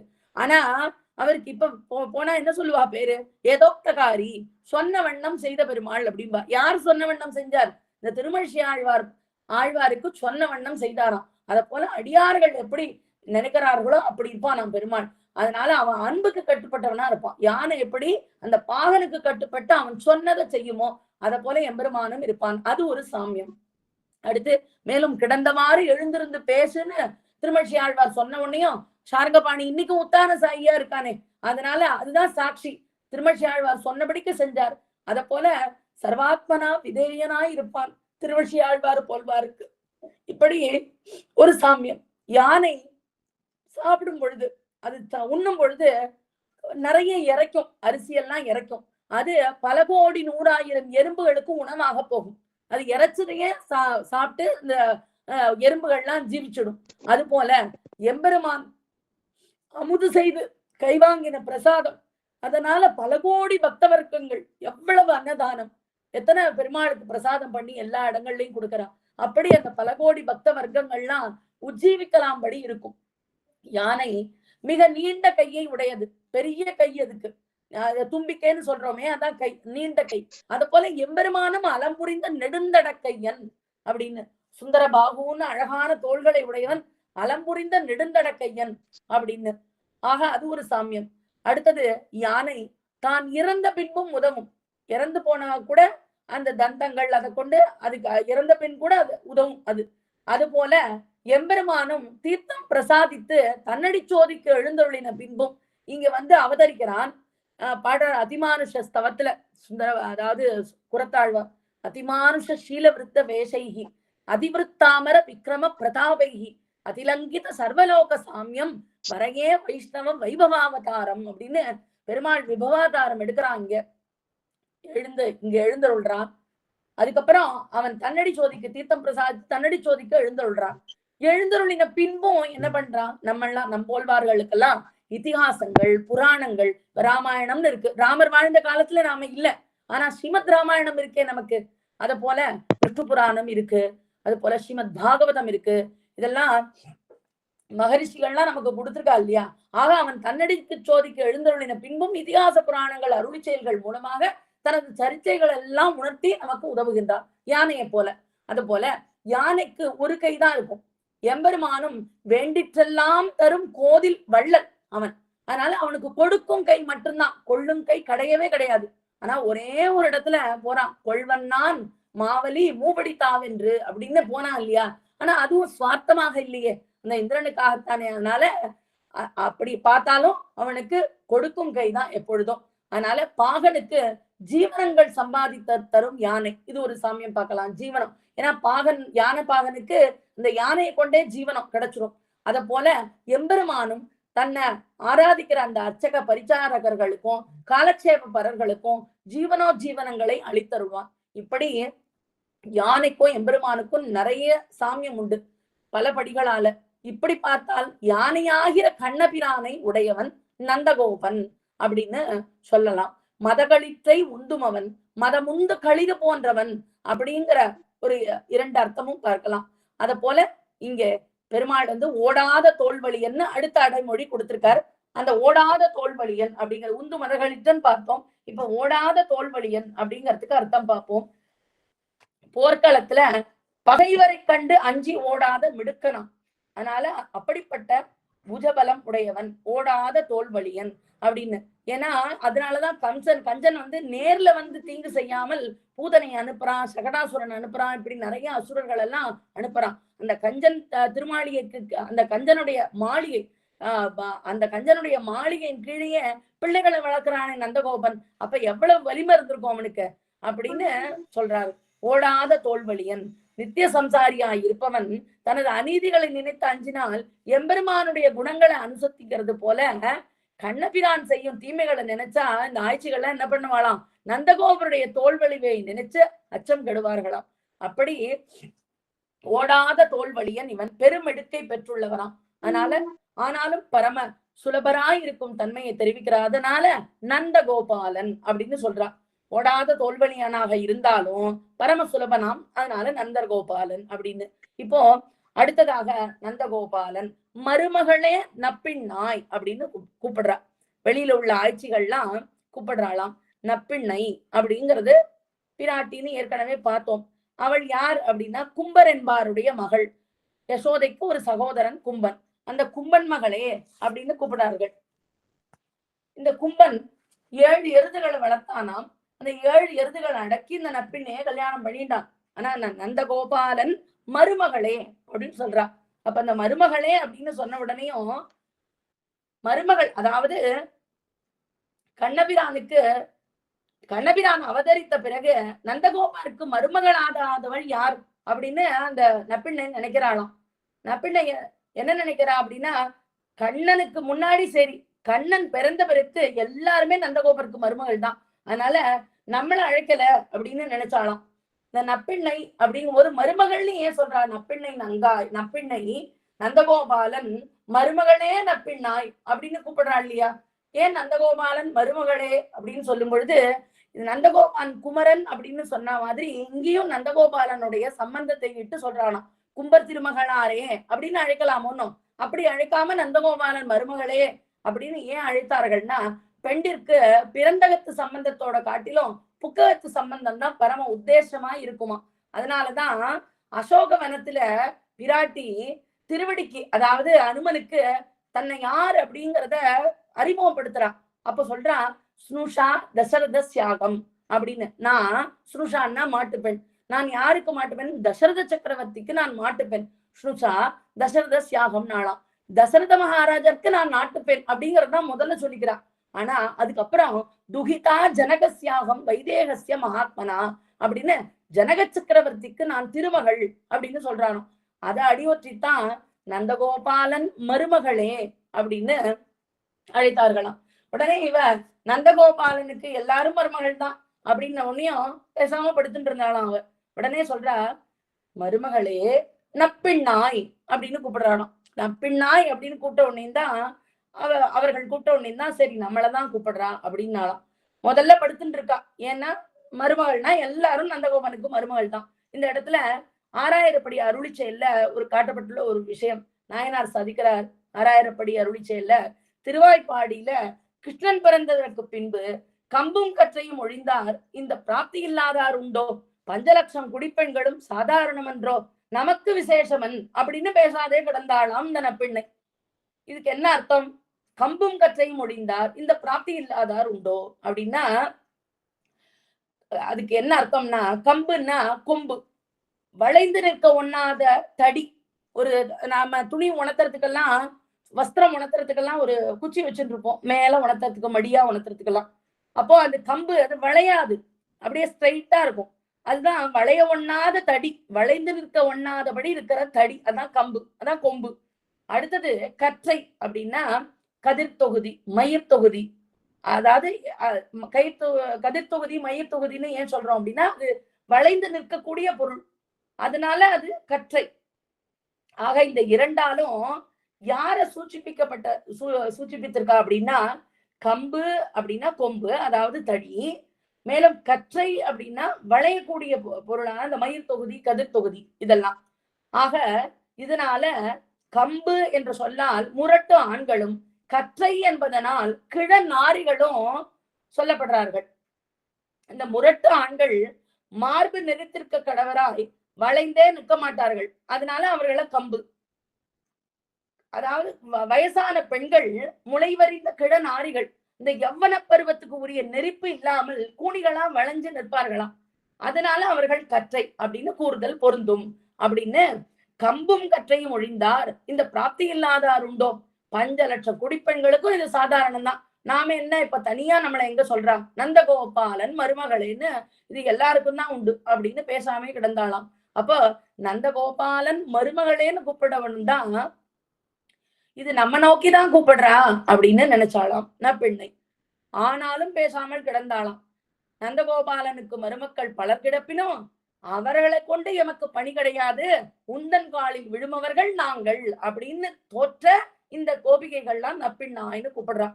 அப்போ இந்த ஆட்சிகள்லாம் இப்படி கூப்பிட நப்பிண்ணை என்ன பண்றா, நம்ம கிருஷ்ணானுபவம் நான் ஒருத்தியே பண்ணுகிறேன் அப்படிங்கறதுனாலையும் கிருஷ்ணனோட நாமும் கலவி செய்யுமாறு இவள் நமக்கு கருணை புரியலையே அப்படின்னும் இந்த கோபிகைகளுக்கெல்லாம் நம்ம மேல கொஞ்சம் சீற்றம், அதாவது கோபம் இருக்கும். அதனால இப்போ நாம மறுமொழி பேசாத இருப்போம் அப்படின்னு பேசாமையே கிடந்தாளாம். நப்பின்னை நங்காய் நந்தகோபாலன் மருமகளே நப்பின்னாய் அப்படின்னு கூப்பிடவும் அப்பயும் பேசாம கிடந்தாளாம். உடனே அடுத்து கோபிகைகள் கூப்பிடுறா, கந்தம் கமழும் குழலி அப்படின்னு கூப்பிடுறாளாம். நீ உள்ளே கிடக்கவில்லை என்று தோற்றுமாறு நீ சலம் செய்கிறாய், அதாவது நீ நான் இல்ல அப்படின்னு நினைச்சுக்கட்டும் அப்படின்னு பேசாமல் நீ இருக்கிறாய். ஆனாலையும் உன்னுடைய அந்த குடலின் பரிமளம், நீ இருக்கிறத எங்களுக்கு கோல் சொல்லி தந்துருத்தே, உன்னுடைய பரிமளம், அதாவது அந்த குடலோட பரிமளம் வீசுறதே, அதனால நாங்க இவ்வளவு கத்தின்னு இருக்கோம், இப்படி கூக்குரல் போட்டு இருக்கோம், ஆனாலும் நீ பதில் சொல்லலையே அப்படின்னு. ஆனா உன்னுடைய குடலின் கந்தமானது வந்துடுத்தே எங்களுக்கு, அது மறுமொழி தாரா நின்றதே அப்படிங்கிறார். அதனால நீ இருக்கிற இருப்ப நாங்க தெரிஞ்சுட்டோம் அப்படின்றாலாம். அப்போ இப்படி இவர்கள்லாம் சொல்ல கேட்ட நப்பிண்ணை என்ன பண்றா, மலரிட்டு நாம் முடியும் அப்படின்னு நாம பண்ணின பிரதிஞைய மீறிட்டோம், அதனால பயந்து போய் பேசாத இருந்தாளாம். அப்போ இவர்கள்லாம் கடை திறவாய் அப்படின்னு கூப்பிட்டார்களாம், கடை திறவாய் வந்து தெர அப்படின்னு. அதனால நாம எல்லாரும் சேர்ந்து பாவை நோன்பு நோற்பதற்கு பண்ணும் பொழுது முன்னாடி என்ன சொல்லிட்டோம், பிரதிங்க பண்ணிட்டோம் இல்லையா, மலரிட்டு நாம் முடியும் அப்படின்னு. அந்த பிரதிங்கையை அதிலங்கனம் செய்து நீ மட்டும் பூ முடிஞ்சுட்டு இருக்கியே, நாங்களும் எங்கள் சென்னிப்பூவான கண்ணனை அணிந்து கொள்ளும்படி நீ கதவை திறக்கணும் அப்படின்னு கேட்கிறார்கள். வாழலாம் பரிமளம் வெள்ளம் புறப்பட்டு நிக்கிறது, நீ இருக்கிற இருப்ப நாங்க உணர்ந்துட்டோம், அதனால நீ திறக்கணும் அப்படின்னு. இதனை கேட்ட நப்பின்ன என்ன பண்றாளாம், ஏன் இப்படி நடுநிசையில எழுப்புறீர்கள், பொழுது விடிய வேண்டாமா, பொழுது விடிஞ்சா தானே எழுந்திருக்க முடியும், கதவை திறக்க முடியும், இப்ப நடுநிசையிலே கத்துறீர்களே அப்படின்னு கேட்டாளாம். விடிந்த பக்க அடையாளம் என்ன அப்படின்னு கேட்டாளாம். அப்ப எங்கும் கோழி அழைத்தனகான் அப்படிங்கிறார்கள். கோழிலாம் அழைக்கிறதே அதுதான் அடையாளம், இன்னுமா தெரியல உனக்கு அப்படின்னு அந்த அடையாளத்தை சொல்றார்கள் கோபிகைகள். இந்த இடத்துல ஆறாயிரப்படி அருளி செயல்ல கோழி கூவும் என்னுமால் தோழி நான் என் செய்கேன் ஆழி வண்ணர் வரும் பொழுதாயிற்று கோழி கூவும் என்னுமால் அப்படின்னு இந்த பாசுரத்தை உதாரிக்கிறார். கோழி கூவும் என்னுமால் என்று உனக்கு வயிறெரிகை குடல் அல்லாமையாலே தெரியாது அப்படின்னு. உனக்கு வயிற்றுச்சல் அப்படிங்கிறதுக்கு வாய்ப்பே இல்லை, ஏன்னா எப்போதும் கிருஷ்ணானுபவம் பண்ணிட்டு இருக்க, அதனால உனக்கு தெரியாது அப்படின்னு சொல்றார்கள். பரகால நாயகியா இந்த பாசுரம் திருத்தாய் செம்போத்தே அப்படிங்கிற பதிகத்துல பாடுறார் பரகால நாயகி. திருமங்கை ஆழ்வார் பரகால நாயகியாக கோழி கூவும் என்னுமால் தோழி நான் என் செய்கேன் ஆழி வண்ணர் வரும் பொழுதாயிற்று கோழி கூவும் என்னுமால். இதுக்கு எப்படி அன்வய கிரமம்னா கோழி கூவும் என்னுமால் ஆழிவண்ணர் வரும் பொழுதாயிற்று தோழி நான் என் செய்கேன் கோழி கூவும் என்னுமால் இப்படின்னு சொல்லப்பட்டிருக்கு. கண்ணபிரான் முதல்ல சாம கோழி கூவினதும் தான் எந்த பெண்ணோட இன்னைக்கு போகணும் சேர்ந்திருக்கணும் அப்படின்னு குறிச்சு வச்சிருக்கானோ அந்த பெண்ணோட போய் அங்க சேர்ந்து இருப்பானா. உடனே அடுத்து அந்த கோழி கூவுமா, கோழி கூவின பின்பு அவளை விட்டு பிரிஞ்சு வந்து விடுவானா. இதான் நியத்தி. ஒரு தடவை அந்த சாம கோழி கூவினதும் தான் எந்த பெண்ணோட இன்னைக்கு போகணும் அப்படின்னோடனே அந்த பெண்ணோட போய் கலவி செய்ய சென்று மீண்டும் அந்த கோழி கூவினவாறே அவளை விட்டு பிரிஞ்சுடுவான். இதுதான் நியத்தி. இந்த நியத்தியை அறிந்த பரகால நாய்க்கு தன்னுடைய தோழியை பார்த்து சொல்றாளாம், கோழி கூவும் என்னமால் ஆழிவண்ணர் வரும் பொழுதாயிற்று என்றாளாம். கோழி கூவெடுத்து ஆழிவண்ணன் வந்துருவான் அப்படின்னு. ஆனா கோழியானது கூவென்று கூவார் என்றபடியால் கடல்வண்ணனான கண்ணபிரான் என்னோடு கலவி செய்வதற்கு வரும் காலம் ஆயிற்றுன்னு நினைச்சாராம். பல பல ஊழிகள் ஆயிடும் அன்றியோர் நாடிகையே பல பல கூறிட்ட கூறாயிடும் அப்படின்னு திருவருத்தத்துல நம்மாழ்வார் சாதித்தாப்புல விஸ்லேஷ காலம் அநேக கல்பங்களா இருக்கும், அதாவது பிரிஞ்சிருக்கிற சமயம். சம்ஸ்லேஷ காலம்ங்கிறது சேர்ந்து இருக்கிறது. அந்த சம்ஸ்லேஷ காலம் அதி சொல்ப காலமாகவும் தோற்றதுங்கிறது இயற்கை. நமக்கு ரொம்ப பிடிச்ச ஒருத்தர் வந்தானா, ஆத்துக்கு வந்தானா வந்திருப்பா, 1 மணி நேரம் இருந்துட்டு போலான்னு இருப்பா. ஆனா நம்ம அப்படியே பேச பேச பேச 4-5 மணி நேரம் ஆயிடுறோம். அவ்வளவு சந்தோஷமா நம்ம அவளோட பேசிட்டு இருப்போம். ஏன்னா இருவருக்குமே அப்படியே பிடிக்கிறது, ரொம்ப அவளோட சேர்ந்து பேசுறதும் பழகிறதும் பிடிச்சிருக்கு இல்லையா, ரொம்ப பிரிய சிநேகிதி. அதனால ஐயோ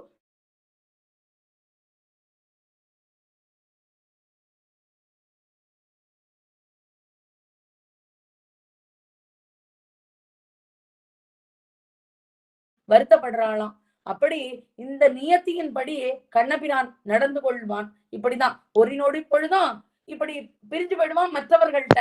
ஆனா அந்த கண்ணபிரான் ஒரு நொடி பொழுதும் இவளை பிரியாம இருக்கானோ. ஏன்னா நப்பிண்டை பிராட்டி கிருஷ்ணா அனுபவத்தில் இடைவீடற்றவள் அப்படிங்கிறா வியாக்கியாதர்கள்லாம். கோழி கூவும் என்னமால் அப்படின்னு வயிற்றெரிச்சல் பட வேண்டியவள் அல்லலாம் அவள். ஏன்னா கோழி கூவும் என்னமால் எதுக்கு வயிற்றெரிச்சல் படணும், அவதான் எப்பொழுதும் கண்ணனோட கூடியிருக்காளே கிருஷ்ணானுபவத்திலேயே. அதனால எங்களை போலே கோழி அழைப்பதன் முன்னும் உனக்கு புளிக்கவும் வேண்டாமே அப்படின்னு சொல்றார்களாம். இப்படி கோழி கூவினதை பொழுது விடியறதுக்கு அடையாளமாக கோபிகைகள்லாம் சொன்ன உடனேயும் நப்பிண்ணை கேட்கிறாளாம், சாம கோழி கூவுதல் அப்படிங்கிறது பொழுது விடிவரத்துக்கு ஒரு அடையாளமா நீங்க எல்லாம் சொல்றேளே, அந்த கோழிகள்லாம் என்ன பண்ணும், கொஞ்ச நாளை கூவும், பிறகு உறங்கும், திருப்பி என்ன பண்ணும், சாமந்தோறும் கிளர்ந்து அடங்கும். இது வந்து திரும்ப திரும்ப அது யாமந்தோறும் கூவும் கோழிங்கிறதுனாலதான் அதுக்கு பேரு சாம கோழின்னே பேரு. அதனால அது கத்தும், திருப்பி உறங்கும், திருப்பி கத்தும், இதுதான் அதுக்கு வழக்கம். அதனால அத போய் ஒரு அடையாளம் சொல்றேளே, வேற அடையாளம் இருந்தா சொல்லுங்கோள் அப்படிங்கிறா. அப்ப குறுக்கத்தி பந்தலின் மேல் கிடந்து உறங்கின குயிலினங்கள் அப்படின்னு பல்கால் குயிலினங்கள் கூவினகான்னு அந்த குயிலினங்கள்லாம் கூவுறத அடையாளமாக சொல்றார்கள். அப்படி மாதவி பந்தல் மேல் அப்படின்றதுக்கு என்ன அர்த்தம் அப்படின்னா, படுக்கையின் வாய்ப்பாலே அது பொழுது விடிந்தமை உணராமல் உறங்குமா. அப்படி மிருதுவான அந்த படுக்கையுடைய அமைப்பால அது என்னன்னா, அது எழுந்திருந்து கூவாது. ஆனா அப்படி இருந்து கூட பொழுது நன்றாக விடிந்துட்டதுனால அந்த மாதவி பந்தல் மேல் பல்கால் குயிலினங்கள் கூவினகான் அப்படின்னு குயில்களுக்கு மிகவும் வாய்த்த படுக்கையாக இருந்தாலும் அது கூவுறது. அதனால இந்த மாதிரி அடையாளங்கள்லாம் இருக்கே, அதனால நீ வந்து திறந்து விடணும் அப்படின்னு கூப்பிடுறா. இவள்லாம் மாதவி பந்தல் மேல் பல்கால் குயிலினங்கள் கூவினகான் அப்படின்னு. உடனே அவள் நப்பிண்ணை நினைச்சாலாம், கொத்தலர்காவில் மணித்தடம் கண்படை கொள்ளும் இளங்குயிலே என் தத்துவனை வர கூகிற்றியாகில் தலையல்லால் கைமாறிலேனே அப்படின்னு நாச்சியார் திருமொழியில பாசுரம். அப்போ என்ன சொல்றா, கண்படை கொள்ளும் இளங்குயிலே அப்படின்னு உறங்கும் குயில்களை கூட கிளப்பி நீங்க என்ன பண்ணுவேள், கூவு அப்படின்னு நீங்க சொல்வேள் குயில்களை பார்த்து. அதனால அதெல்லாம் ஒரு கூவுறதெல்லாம் நான் ஒத்துக்க முடியாது. மேலும் நீங்க என்ன தெரியுமா பண்ணுவேள், இன்று நாராயணனை வர கூவாயேன் இங்குத்தை நின்றும் துறப்பன் அப்படின்னு நீங்க நாராயணனை வர நீ கூவலன்னா நான் இந்த சோலையில இருந்தே உன்னை துரத்தி விடுவேன் அப்படின்னு நீங்க சொல்லுவேன். அதனால இதெல்லாம் ஒரு அடையாளம் இல்ல. உங்க ஊர்ல இருக்கிற இருப்பையே கூலியா கொண்டு அவைகள்லாம் கூப்பிடும். அதனால இந்த கூவுதலை ஒரு அடையாளமாக நான் சொல்ல மாட்டேன். ஏதோ இந்த ஊர்ல விட்டு நம்மளை துரத்திட கூடாதுங்கிறதுக்காக குயில்கள்லாம் உங்க சொன்ன பேட்டை கேட்டு கூவுது. அதனால இதெல்லாம் நான் ஒரு அடையாளமாக நினைக்க மாட்டேன் அப்படின்னு சொல்றாளாம். உடனே மீண்டும் அவளை கோபிகைகள்லாம் கூப்பிடுறா, பந்தார் விரலி அப்படின்னு கூப்பிடுறாளாம். கண்ணபிரானும் நப்பிள்ளை பிராட்டியும் இரவுல பந்தடிச்சு விளையாடுறார்கள். விளையாடும் பொழுது அந்த விளையாட்டுல கண்ணபிரான் தோற்று போயிட்டான், நப்பிண்ண வெற்றி அடைஞ்சுட்டா. அதனால அந்த வெற்றிய தந்த அந்த பந்த கையால் அணைத்து கொண்டே படுத்து உறங்குகிறாளாம். அதனால அதையெல்லாம் இந்த ஆய்ச்சிகள் பாக்குறா, சாலக வாசல் அதாவது ஜன்னல் வழியா பாக்குறார்களாம் இந்த ஆய்ச்சிகள். அதனால பந்தார் விரலி அப்படின்னு கூப்பிடுறாளாம். நாங்களும் பந்து போல ஒரு அச்சேதன வஸ்துவாக பிறந்திருந்தான்னா எங்களையும் உன் கைக்குள் நீ அடக்கி கொள்வாயே, அதனால பந்தார் விரலி அப்படின்னு கூப்பிடுறார்களாம். இப்படி பந்தடித்து விளையாடுவதற்கு உகந்த இளமை பருவம் படைத்துள்ளவளே அப்படின்னு ஒரு அர்த்தம். அதனால நாங்க வந்த காரியத்தை நீ தெரிந்து கொள்ள வேண்டும். உன் மைத்துடன் பெயர்பாட அப்படின்னு வந்தார் விரலி, உன் மைத்துடன் பெயர்பாட, நான் இந்நாள் அடியான் அப்படின்னு அந்த அவனுடைய பல பெயர்களை திருநாமங்களை சொல்லி பாடணுமே.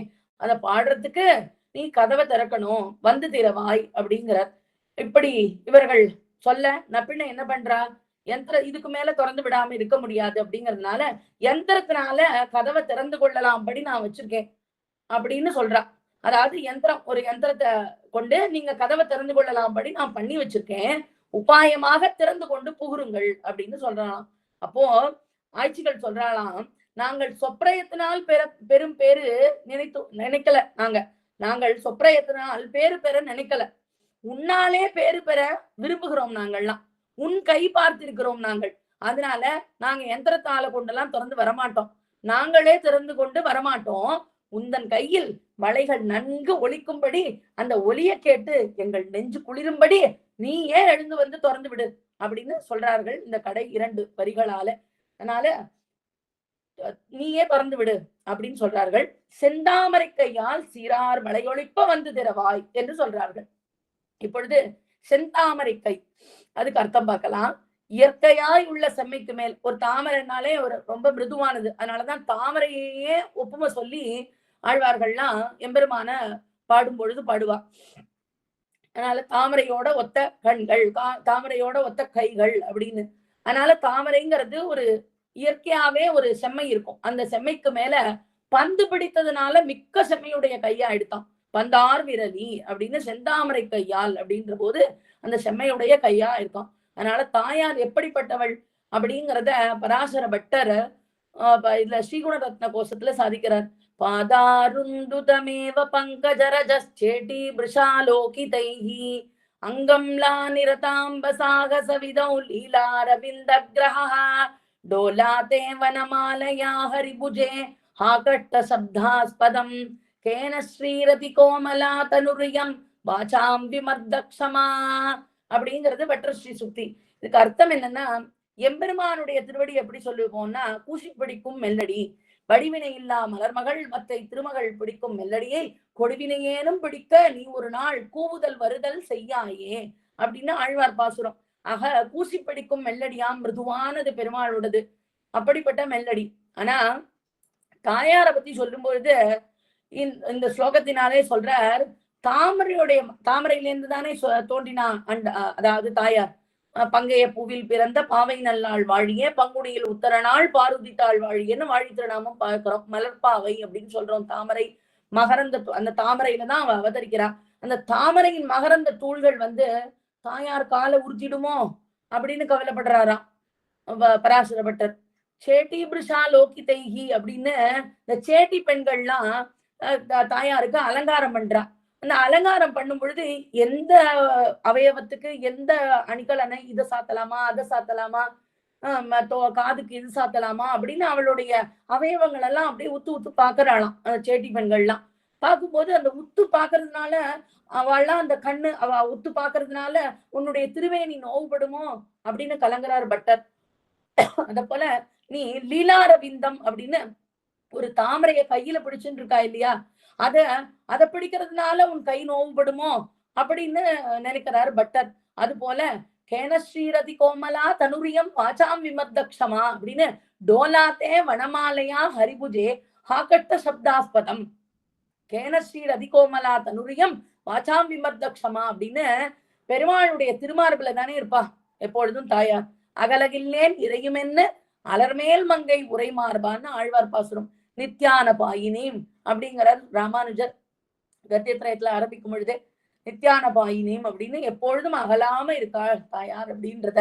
தினைத்தனையும் திருவினை பிரியாதார் வந்தார் அப்படிங்கிறார் சுவாமி தேசிகன். இப்படி எப்பொழுதும் பெருமாளோட நித்தியவாசம் பண்றவர், திருமார்பிலே இருக்கிறவர். அப்படிப்பட்ட தாயார் அந்த பெருமாளுடைய திருமார்புல தானே வனமாலை இருக்கு. அந்த வனமாலையே ஒரு டோலையா ஊஞ்சலா வச்சுட்டு அதுல அமர்ந்து ஆடுறாளாம். அப்படி ஆடும்போது அந்த வனமாலையானது உன்னுடைய பட்டு உன்னுடைய திருமேனியில பட்டு அதனால உனக்கு நோவுபடுவியோ அப்படின்னு அந்த திருமேனியை உறுத்துமோ அதனால நீ நோவுபடுவியோ, அந்த அளவுக்கு அவள் மிருதுவானவளாம். அப்படிப்பட்டவள் அவளுடைய கை எப்படி இருக்கும், மிருதுவா இருக்கும். அந்த மாதிரி தாயாருடைய கை எப்படியோ அது போல இந்த நப்பிண்ணையுடைய கையும் செந்தாமரை கை அப்படிங்கிற இயற்கையாய் உள்ள செம்மைக்கு மேலே வந்து பிடித்ததுனாலும் மிக்க செம்மையுடைய கையா இருக்கிறதுனால செந்தாமரை கை அப்படின்னார். அடுத்து சீரார் வளை. வளைக்கு சீர்மை என்ன அப்படின்னா என்னைக்கும் கழலாம இருக்கிறது தான், அதான் சீரார் வளை. எப்பயாவது விஸ்லேஷம் நடந்தாதானே மழையானது கடலும். விஸ்லேஷம்னா பிரிவு, பிரிந்தால் தானே மழை கடலும் சொல்லுவார்கள் புலவர்கள்லாம். அதாவது காதலனை பிரிஞ்சுட்டேன்னா காதலியோடைய வளையெல்லாம் கழந்துடுமா, திருப்பி அவன் கூடின போது இவளால போட்டுக்கவே முடியாதபடிக்கு கை பெருத்துடுமா. அப்படி சம்ஸ்லேஷம் விஸ்லேஷம்னு சொல்லும் பொழுது அந்த விஸ்லேஷம் நேர்ந்தாதானே வளை கழலும். ஆண்டாள் நாச்சியாரும் சாதிக்கிறாளே, தாமுகக்கும் தங்கையில் சங்கமே போலாவோ யா முகக்கும் என் கையில் சங்கமும் எந்திழையீர் அப்படிங்கிற இந்த பதிகத்துல என்னுடைய கடல் வளையை தாமும் கடல் வளையே ஆக்கினரே அப்படின்னு வருத்தப்படுறான். அப்படி நீ வருத்தப்பட வேண்டாமே, நப்பிண்ணை எப்படிப்பட்டவள் அப்படின்னா நித்திய சம்ஸ்லிஷ்டை அப்படிங்கிறதுனால எப்பொழுதுமே கிருஷ்ணானுபவம் பண்ணிட்டு இருக்கிறவள். அதனால அவளுக்கு எப்பொழுதுமே கையில கடலாம வளை இருக்குமா, அதனால சீரார் வளை கையாளாய் இருப்பள் நப்பிண்ணை. அதனால அந்த வளைகளுடைய ஓசையை கேட்டு கண்ணனும் உணர்ந்தானாய் தாங்களும் வாழ்ந்தாராக கருதி ஒலிப்ப சீரார் வளை ஒலிப்ப அப்படின்னு சொல்றார்களாம் கோபிகைகள். கிருஷ்ண சம்ஸ்லேஷத்துக்கு விரோதமாக ஒண்ணாதென்று நப்பிண்ணை கிடந்தபடியே கதவை திறக்க முயன்றாளாம். கிருஷ்ணனோட கூடியிருக்கோம், இப்போ எழுந்திருந்து எதுக்கு நடக்கணும், கண்ணனை பிரியணுமே அப்படிங்கிறதுனால அப்படியே கதவை திறக்க முயற்சி பண்றாளாம். அப்போ கோபிகைகள் சொல்றார்களாம், எங்களுக்காக நீ 4 அடி நடந்து வந்தாய் அப்படிங்கிற அந்த வல்ல பரிசை நாங்களும் பெறுமாறு எழுந்து வந்து நீ திறக்க வேண்டும். எங்களுக்காக ஒரு 4 அடி நடந்து வாயேன், ஒரு பரிசை கூட எங்களுக்கு, நாங்களும் அந்த பரிசை பெறுமாறு நீ எழுந்து நடக்க வேண்டும் திறக்க வேண்டும் அப்படிங்கிறார்கள். வந்து திறவாய் அப்படின்றார்களாம். வந்து திறவாய் மகிழ்ந்து அப்படிங்கிறார்கள் ஆய்ச்சிகள். இந்த பாழும் இடைச்சிகள் நெடும்போதாக கத்துகின்றோமே, காத்தாலேந்து கத்தின்னு இருக்கோம். ஒண்ணு கோழி அழைச்சு எடுத்துங்கிறோம், சாம கோழி கூவி எடுத்துங்கிறோம், பல்கால் குயிரினங்கள் கூவினகான்கிறோம், கந்தார் விரலிங்கிறோம், கந்தங்கமிழும் குடலிங்கிறோம், உன்னை இவ்வளவு எல்லாம் பாடி எழுப்பிட்டு இருக்கோம். ஆனா நீ எழுந்து எங்களுக்கு துறக்கவே இல்லை. இந்த இடைச்சிகள்லாம் இப்படி நெடும்போதாக கத்துறார்களே, கதவை திறந்து ஒழிவோம் அப்படின்னு ஒரு தர்மத்துக்காக வந்து கதவை திறக்காம உன் திருவுள்ள முகந்து நீ திறந்தருள வேண்டும் அப்படின்னு பிரார்த்திக்கிறார்களாம். கந்தம் கமழும் குடலி கடை திறவாய் மந்தியெங்கும் கோழி அடைத்தனகான் மாதவி பந்தல் மேல் பல்கால் குயிலினங்கள் குவினகான் பந்தார் விரலி உன் மைத்துடன் பேர்பாட செந்தாமரை கையால் சீரார் விளையொழிப்ப வந்து திறவாய் மகிழ்ந்து அப்படின்னு பூர்வாச்சாரிய வியாக்கியானங்கள் கொண்டு இந்த உண்டுமதகளித்தன் பாசுரத்துக்கு நாம அனுபவிச்சோம் அர்த்தத்தை. மேலும் திருப்பாவையில் எம்பெருமானார் அப்படின்னு இந்த உந்துமதகளித்தன் பாசுரத்துக்கு எம்பெருமானார் பரமாகவும் அனுபவிக்கலாம். திருப்பாவையை முழுக்க 30 பாசுரங்களையும் எம்பெருமானார் பரமாக அனுபவிக்கலாம். ஆனா இன்னைக்கு மேலும் சிறப்பானது இந்த 18வது பாசுரம். அதனால இந்த பாசுரத்தை ஆச்சாரிய பரமா ராமானுஜர் பரமா அனுபவிக்கலாம். தஸ்மின் ராமானுஜாச்சாரியே குரு ரிதி ச பதம்பாதி நானியத்திர அப்படின்னு எத்தனையோ ஆச்சாரியர்கள், மனமுகந்த ஆச்சாரியர்கள் ராமானுஜருக்கு முன்னிலும் பின்னிலும் இருந்தாலும், எம்பெருமானுக்கு இருந்தாலும் இவரே அவர் உகந்த ஆச்சாரியர் ராமானுஜர். அதனாலதான் உபய விபூதிக்கும் உடையவர் அப்படிங்கிற அந்த சிறப்ப நம்பெருமாள் இவருக்கு கொடுத்தார். அபிமத விஷயபூத்தர்களான ஆச்சாரியர்கள் எப்போதும் பல பேர் இருந்தாலும் இவர் தான் மனதுக்கு உகந்த பேராசிரியரா ஆச்சாரியரா இருந்தார். ஏன் அப்படின்னா, பல்லாயிரம் பெருந்தேவிமாரோடு அப்படின்னு சொல்ற மாதிரி தக்கார் பலர் தேவிமார் சால உடையீர் அப்படின்னு ஆழ்வார்கள் பாடுற போது இப்படி எல்லார் தேவிகளும் இருக்கார்கள் எம்பெருமானுக்கு. ஆனா கண்ணபிரானுக்கு இந்த அவதாரத்துல, கிருஷ்ணாவதாரத்துல தேவிமார்கள் அப்ப எத்தனை பேர் சொல்றோம் நம்ம?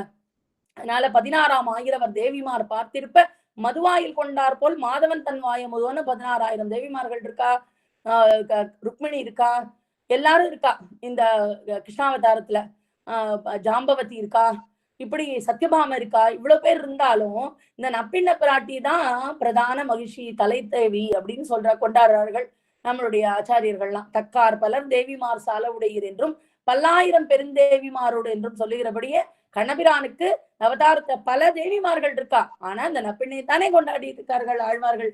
அது போல ராமானுஜரும் எம்பெருமானாருக்கு அதாவது எம்பெருமானுக்கு உகந்த மனதுக்கு உகந்த ஆச்சாரியன் அப்படிங்கிறதுனாலேதான் உபய விபூதிக்கும் உடையவனானார். இப்போ இந்த பாசுரத்தை எம்பெருமானார் பரமா அனுபவிப்போம். உந்து மதகளித்தன் அப்படின்னா மத ஜலத்தை பெருக்கும் யானை போன்றவன் அப்படின்னு அர்த்தம். பந்தருமாறன் பசுந்தமிழ் ஆனந்தம் பாய்மதமாய்ங்கிற பாசுரத்துல சொல்றாரு. பந்தருமாறன் பசுந்தமிழ் ஆனந்தம் பாய்மதமாய் வெண்டிடையங்களி ராமானுசமுனி வேளம் மெய்மை கொண்ட நல்வேத கொடுந்தண்டமேந்தி குவலயத்தே மண்டி வந்தேன்றது வாதியர்கள் உங்கள் வாழ்வற்றதே அப்படின்னு ராமானுச முனி வேழம் அப்படிங்கிறார். வேழம்னா யானை, மத ஜலத்தை பெருக்கும் யானை போன்றவராம். என்ன மதஜலம் அப்படின்னா திருவாய்மொழி அனுபவத்தால் பெருகி வருகிற ஆனந்தமாகிற மதஜலம், அதை பெருக்கும் ராமானுச முனி அப்படிங்கிற. மேலும் திருமலை அனந்தாழ்வான் சுவாமி இருக்காரு. அவர் எம்பெருமானார் திருமலையில அதாவது திருப்பதியில செய்த பிரவச்சனத்தோடைய பெருமையை சொல்றார். பூதத்தாழ்வார் பாசுரத்தை ஒண்ணு காட்டி, பெருகு மத வேடம் மாப்பிடிக்கு முன்னின்று இருகன் இளமூங்கில் வாங்கி அருகிருந்த தென் கலந்து நீட்டும் திருவேங்கடம் கண்டீர் வான் கலந்த வண்ணன் வரை அப்படின்னு இந்த திருவாயுமொழி அனுபவத்தை பெருகு மத வேழம்னு இந்த யானையாகவே ராமானுசரை சொல்லி அவர் எப்படி அவர் சிஷ்யர் குழாத்துக்கெல்லாம் சொன்னார் அப்படிங்கிறத சொல்றார். பெருகு மத வேடம் தான் எம்பெருமானார். மாப்பிடிக்கு முன்னின்று இப்படின்னா பெண் யானை ஆக அவர் உகந்த சிஷ்யர் குழாத்துக்கு இருகண் இளமூங்கில் அப்படின்னா இருகண் இளமூங்கில் வாங்கி அப்படின்னா ரெண்டு கண்டமாய், அதாவது இருவிதமான ஞானமுடைய துவயம் சரணாகதி மற்றும் கைங்கரியத்தை சொல்றது. இப்படி இந்த இருகன் இளமூங்கில் வாங்கி அருகிருந்த தேன் அதாவது மூல மந்திரம் திருவட்டாட்சரம் அதன் விளக்கமான சரம ஸ்லோகம் இதான் அருகிருந்த தேன் கலந்து நீட்டும் திருவேங்கடம் கண்டீர் வான் கலந்த வண்ணர் வரை அப்படிங்கிறார். ஆக இந்த திருவாய்மொழி அனுபவத்தால் பெருகி வருகிற ஆனந்தமாகிற மதஜலத்தை பெருக்கும் ராமானுச முனி தேனும் பாலும் கண்ணலும் அமுதுமான திருமந்திரம் எம்பெருமான் திருமுகத்தாமரையில் இருந்து பெரிய தேனான சரம ஸ்லோகம் இவற்றை கலந்து அளிக்கும் திருவேங்கடம் வான் போன்ற எம்பெருமான் வாழும் மலை அப்படின்னு சொல்றார். மூணாவது அர்த்தம் மத யானைகளை கண்டு பின்வாங்காதே அவற்றை விரட்டுபவர். அதனாலையும் உந்து மதகளித்தன் அப்படிங்கிற அந்த சொல்லானது இவருக்கு பொருந்தும். பரமானு வாதி சம்ஹார காரினே அப்படின்னு பரமானு காரணம் என்பாரும் எல்லாம் பொய் அப்படின்னு சொல்ற வாதிகள் எல்லாம் குதிருட்டிகள் எல்லாம் அழித்தாராம் இவர். மேலும் போதாயன விருத்தி கிரந்தம் அப்படிங்கிற விஷ்டாத்வைத பரமான வியாக்கியானத்தை சாதிச்சார். அது மூலமாகவும் வாதிகள் எல்லாம் அழித்தார். மேலும் சரஸ்வதி என்ன பண்றா, இந்த ஸ்ரீபாஷ்யத்தை தலையில வைத்து கொண்டாடி இதுவே உயர்ந்த பாஷ்யம் அப்படின்னு ஸ்ரீபாஷ்யம்னு இந்த கொண்டாடுறா இல்லையா. அதனால அந்த பாஷ்யத்தை கொண்டும் பரவாதிகளை அழித்தார். நேரேயும் அருளாள பெருமாள் எம்பெருமானார் ஆக்கினார் இல்லையா யஜ்யமூர்த்திய 18 நாள் வாத போர்ல. அததான் சொல்றாரு அடுத்ததாக ஓடாத தோல்வலியன் அப்படிங்கிறதுக்கு. எம்பெருமானார் எதிரிக்கு அஞ்சி ஓடாத ஞான பலமுடையவர். அந்த ஞானத்தானாலே யஜ்யமூர்த்திய 18 நாள் வாதம் செய்து அவரை விசிட்டாத்வைத்தத்துக்கே ஆக்கினார். அதனால கொடாத தோல்வழியன் பிடியை தொடரும் களிரென்ன யான் முன் பிறங்கிய சீர் அடியை தொடரும்படி நல்க வேண்டும் அருசமய செடியை தொடரும் அருள் செறிந்தோ சிதைந்தோட வந்து இப்படியே தொடரும் ராமானுசமிக்க பண்டிதனே அப்படின்னு ஞானமுடையவர். ராமானுச மிக்க பண்டிதனேன்னு எதிரிக்கு அஞ்சி ஓடாத ஞானபலமுடையவர். 17 நாள் வாதப்போர், 18வது நாள் காஞ்சி வரதனுடைய அனுகிரகத்தினால அந்த சித்தித்திரயத்தை கொண்டு யஜ்ஞமூர்த்தியை வென்றார். அதனால ஓடாத தோல்வழியன். அடுத்து நந்த கோபாலன். நந்தகோபாலனா ஆச்சாரிய ஸ்தானத்துல சொல்றார். அதனால ராமானுசர் இங்க தாமும் பகவத் அனுபவத்தால் ஆனந்தப்படுறார், தன் உபதேசத்தால சிஷ்யர்களையும் மகிழ்விக்கிறார். முதல்ல தானும் அந்த அனுபவத்தை பெற்று சந்தோஷப்பட்டு உபதேசத்தினால அந்த சிஷ்யர் கூடாத்தையும் மகிழ்விக்கிறார். அதனால நந்த கோபாலன். நந்தனாலே ஆனந்தம் அர்த்தம். நம்ம எப்படி இருக்கோம்னா பசுபிர் சமானகா அப்படின்னு விலங்கணையரான நம்ம விலங்கு போல இருக்கிற நம்மளையும் திருத்தி பணிகொண்டு தன் பூர்வாச்சாரிய ஸ்ரீசுக்திகளை பொன்னே போல் போற்றி வாழ்பவர். முன்னவராம் நம்குரவர் மொழிகள் உள்ள பெற்றோம் முழுதும் நமக்கவை பொழுதே போக்க பெற்றோம் அப்படின்னு மாமனிகள் சொன்னாப்ல பூர்வாச்சாரிய ஸ்ரீசுக்திகள்ல அவ்வளவு ஈடுபாடு கொண்டவர் ஆழ்வார் அருளி செயல்ல. அதனாலதான் எப்பொழுதும் ஆசிரமத்துல மடத்துல என்ன பண்ணுவாராம், வடுக நம்பி கூடவே இருப்பார். சந்தை சொல்ல வாராயோ அப்படின்னு பாராம். இரவு பாலமுது கண்ட பிறகு வடுகனை கூப்பிடுவாராம், விடுகா சந்தை சொல்ல வாராயோ அப்படின்னு. முதல் சந்தை சொல்லுவாராம். சொல்லும் பொழுது உயர் வர உயர்நலம் அப்படின்னு ஆரம்பிச்சன்னா அப்படியே கண்டம் அடைக்கும். பிறந்தவாறும் பிளந்தவாறும் கண்ணன் அவதரிச்சான் அப்படின்னு இந்த ஆழ்வார்கள் ஈர சொல்லும் பொழுது கண்டம் முதல் சந்தையில கண்டம் அடைக்குமா, இரண்டாவது சந்தை சொல்லும் பொழுது கண்ணீர் அப்படியே பெருகுமாம், மல்கி கண்ணீர் மல்கி ஓடுமா. மூன்றாவது சந்தை சுவாமி சொல்லும் பொழுது மேற்கொண்டு சொல்ல முடியாமல் கண்ணீரும் கரை புரண்டோடும், கண்டமும் அடைக்கும். அதாவது அணிஞ்சிட்டு இருக்கிற அந்த வஸ்திரம் எல்லாம் நனைஞ்சு போயிடுமா. அப்படி எம்பெருமானார் ஆழ்வார்கள்ல ஸ்ரீசுக்திகள்ல அப்படி போற்றி கொண்டாடி அதை தானும் அனுபவித்து எல்லோருக்கும் சிஷ்யர்களுக்கு சொல்லுவார். அதனால நந்தகோபாலன். மேலும் ஒரு முறை சுவாமி இப்படி மிதம் புக்துவா சதம் கத்துவான்னு சொல்வா. கொஞ்சமா அமுது பண்ணணும், நிறைய நடக்கணும், சாப்பிட்ட பிறகு நடக்கணும், சதம் கத்வா 100 அடியாவது நடக்கணும் அப்படின்னு. அப்போ நடந்து போயிட்டு இருந்தாராம் மடத்துல. திருக்குறுகை பிரான் பிள்ளான் பார்த்துட்டு இருக்கார். ஒரு சமயம் சுவாமி எம்பெருமானார் திடீர்னு கால் அப்படியே அப்படி மடக்கி அடுத்த டர்ன் எடுத்து வராராம், திரும்பறாம்.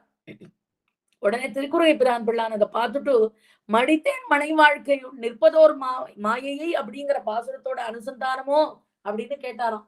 பெரிய நம்பி எப்படி நப்பிண்ணை பிராட்டிய நினைச்சிருப்பாரு உன்ன, அதனால உன்னை சேவிச்சுட்டாருமா ஜியர் அப்படின்னு சொல்லி உந்து மதகளின் அனுசந்தானமாக இருக்கும் அப்படின்னு பெரிய நம்பி தன்னுடைய சிஷ்யரான ராமானுஜர் மனசு எதுல ஈடுபட்டிருக்குங்கிறத தெரிஞ்சு வச்சிருந்தார்.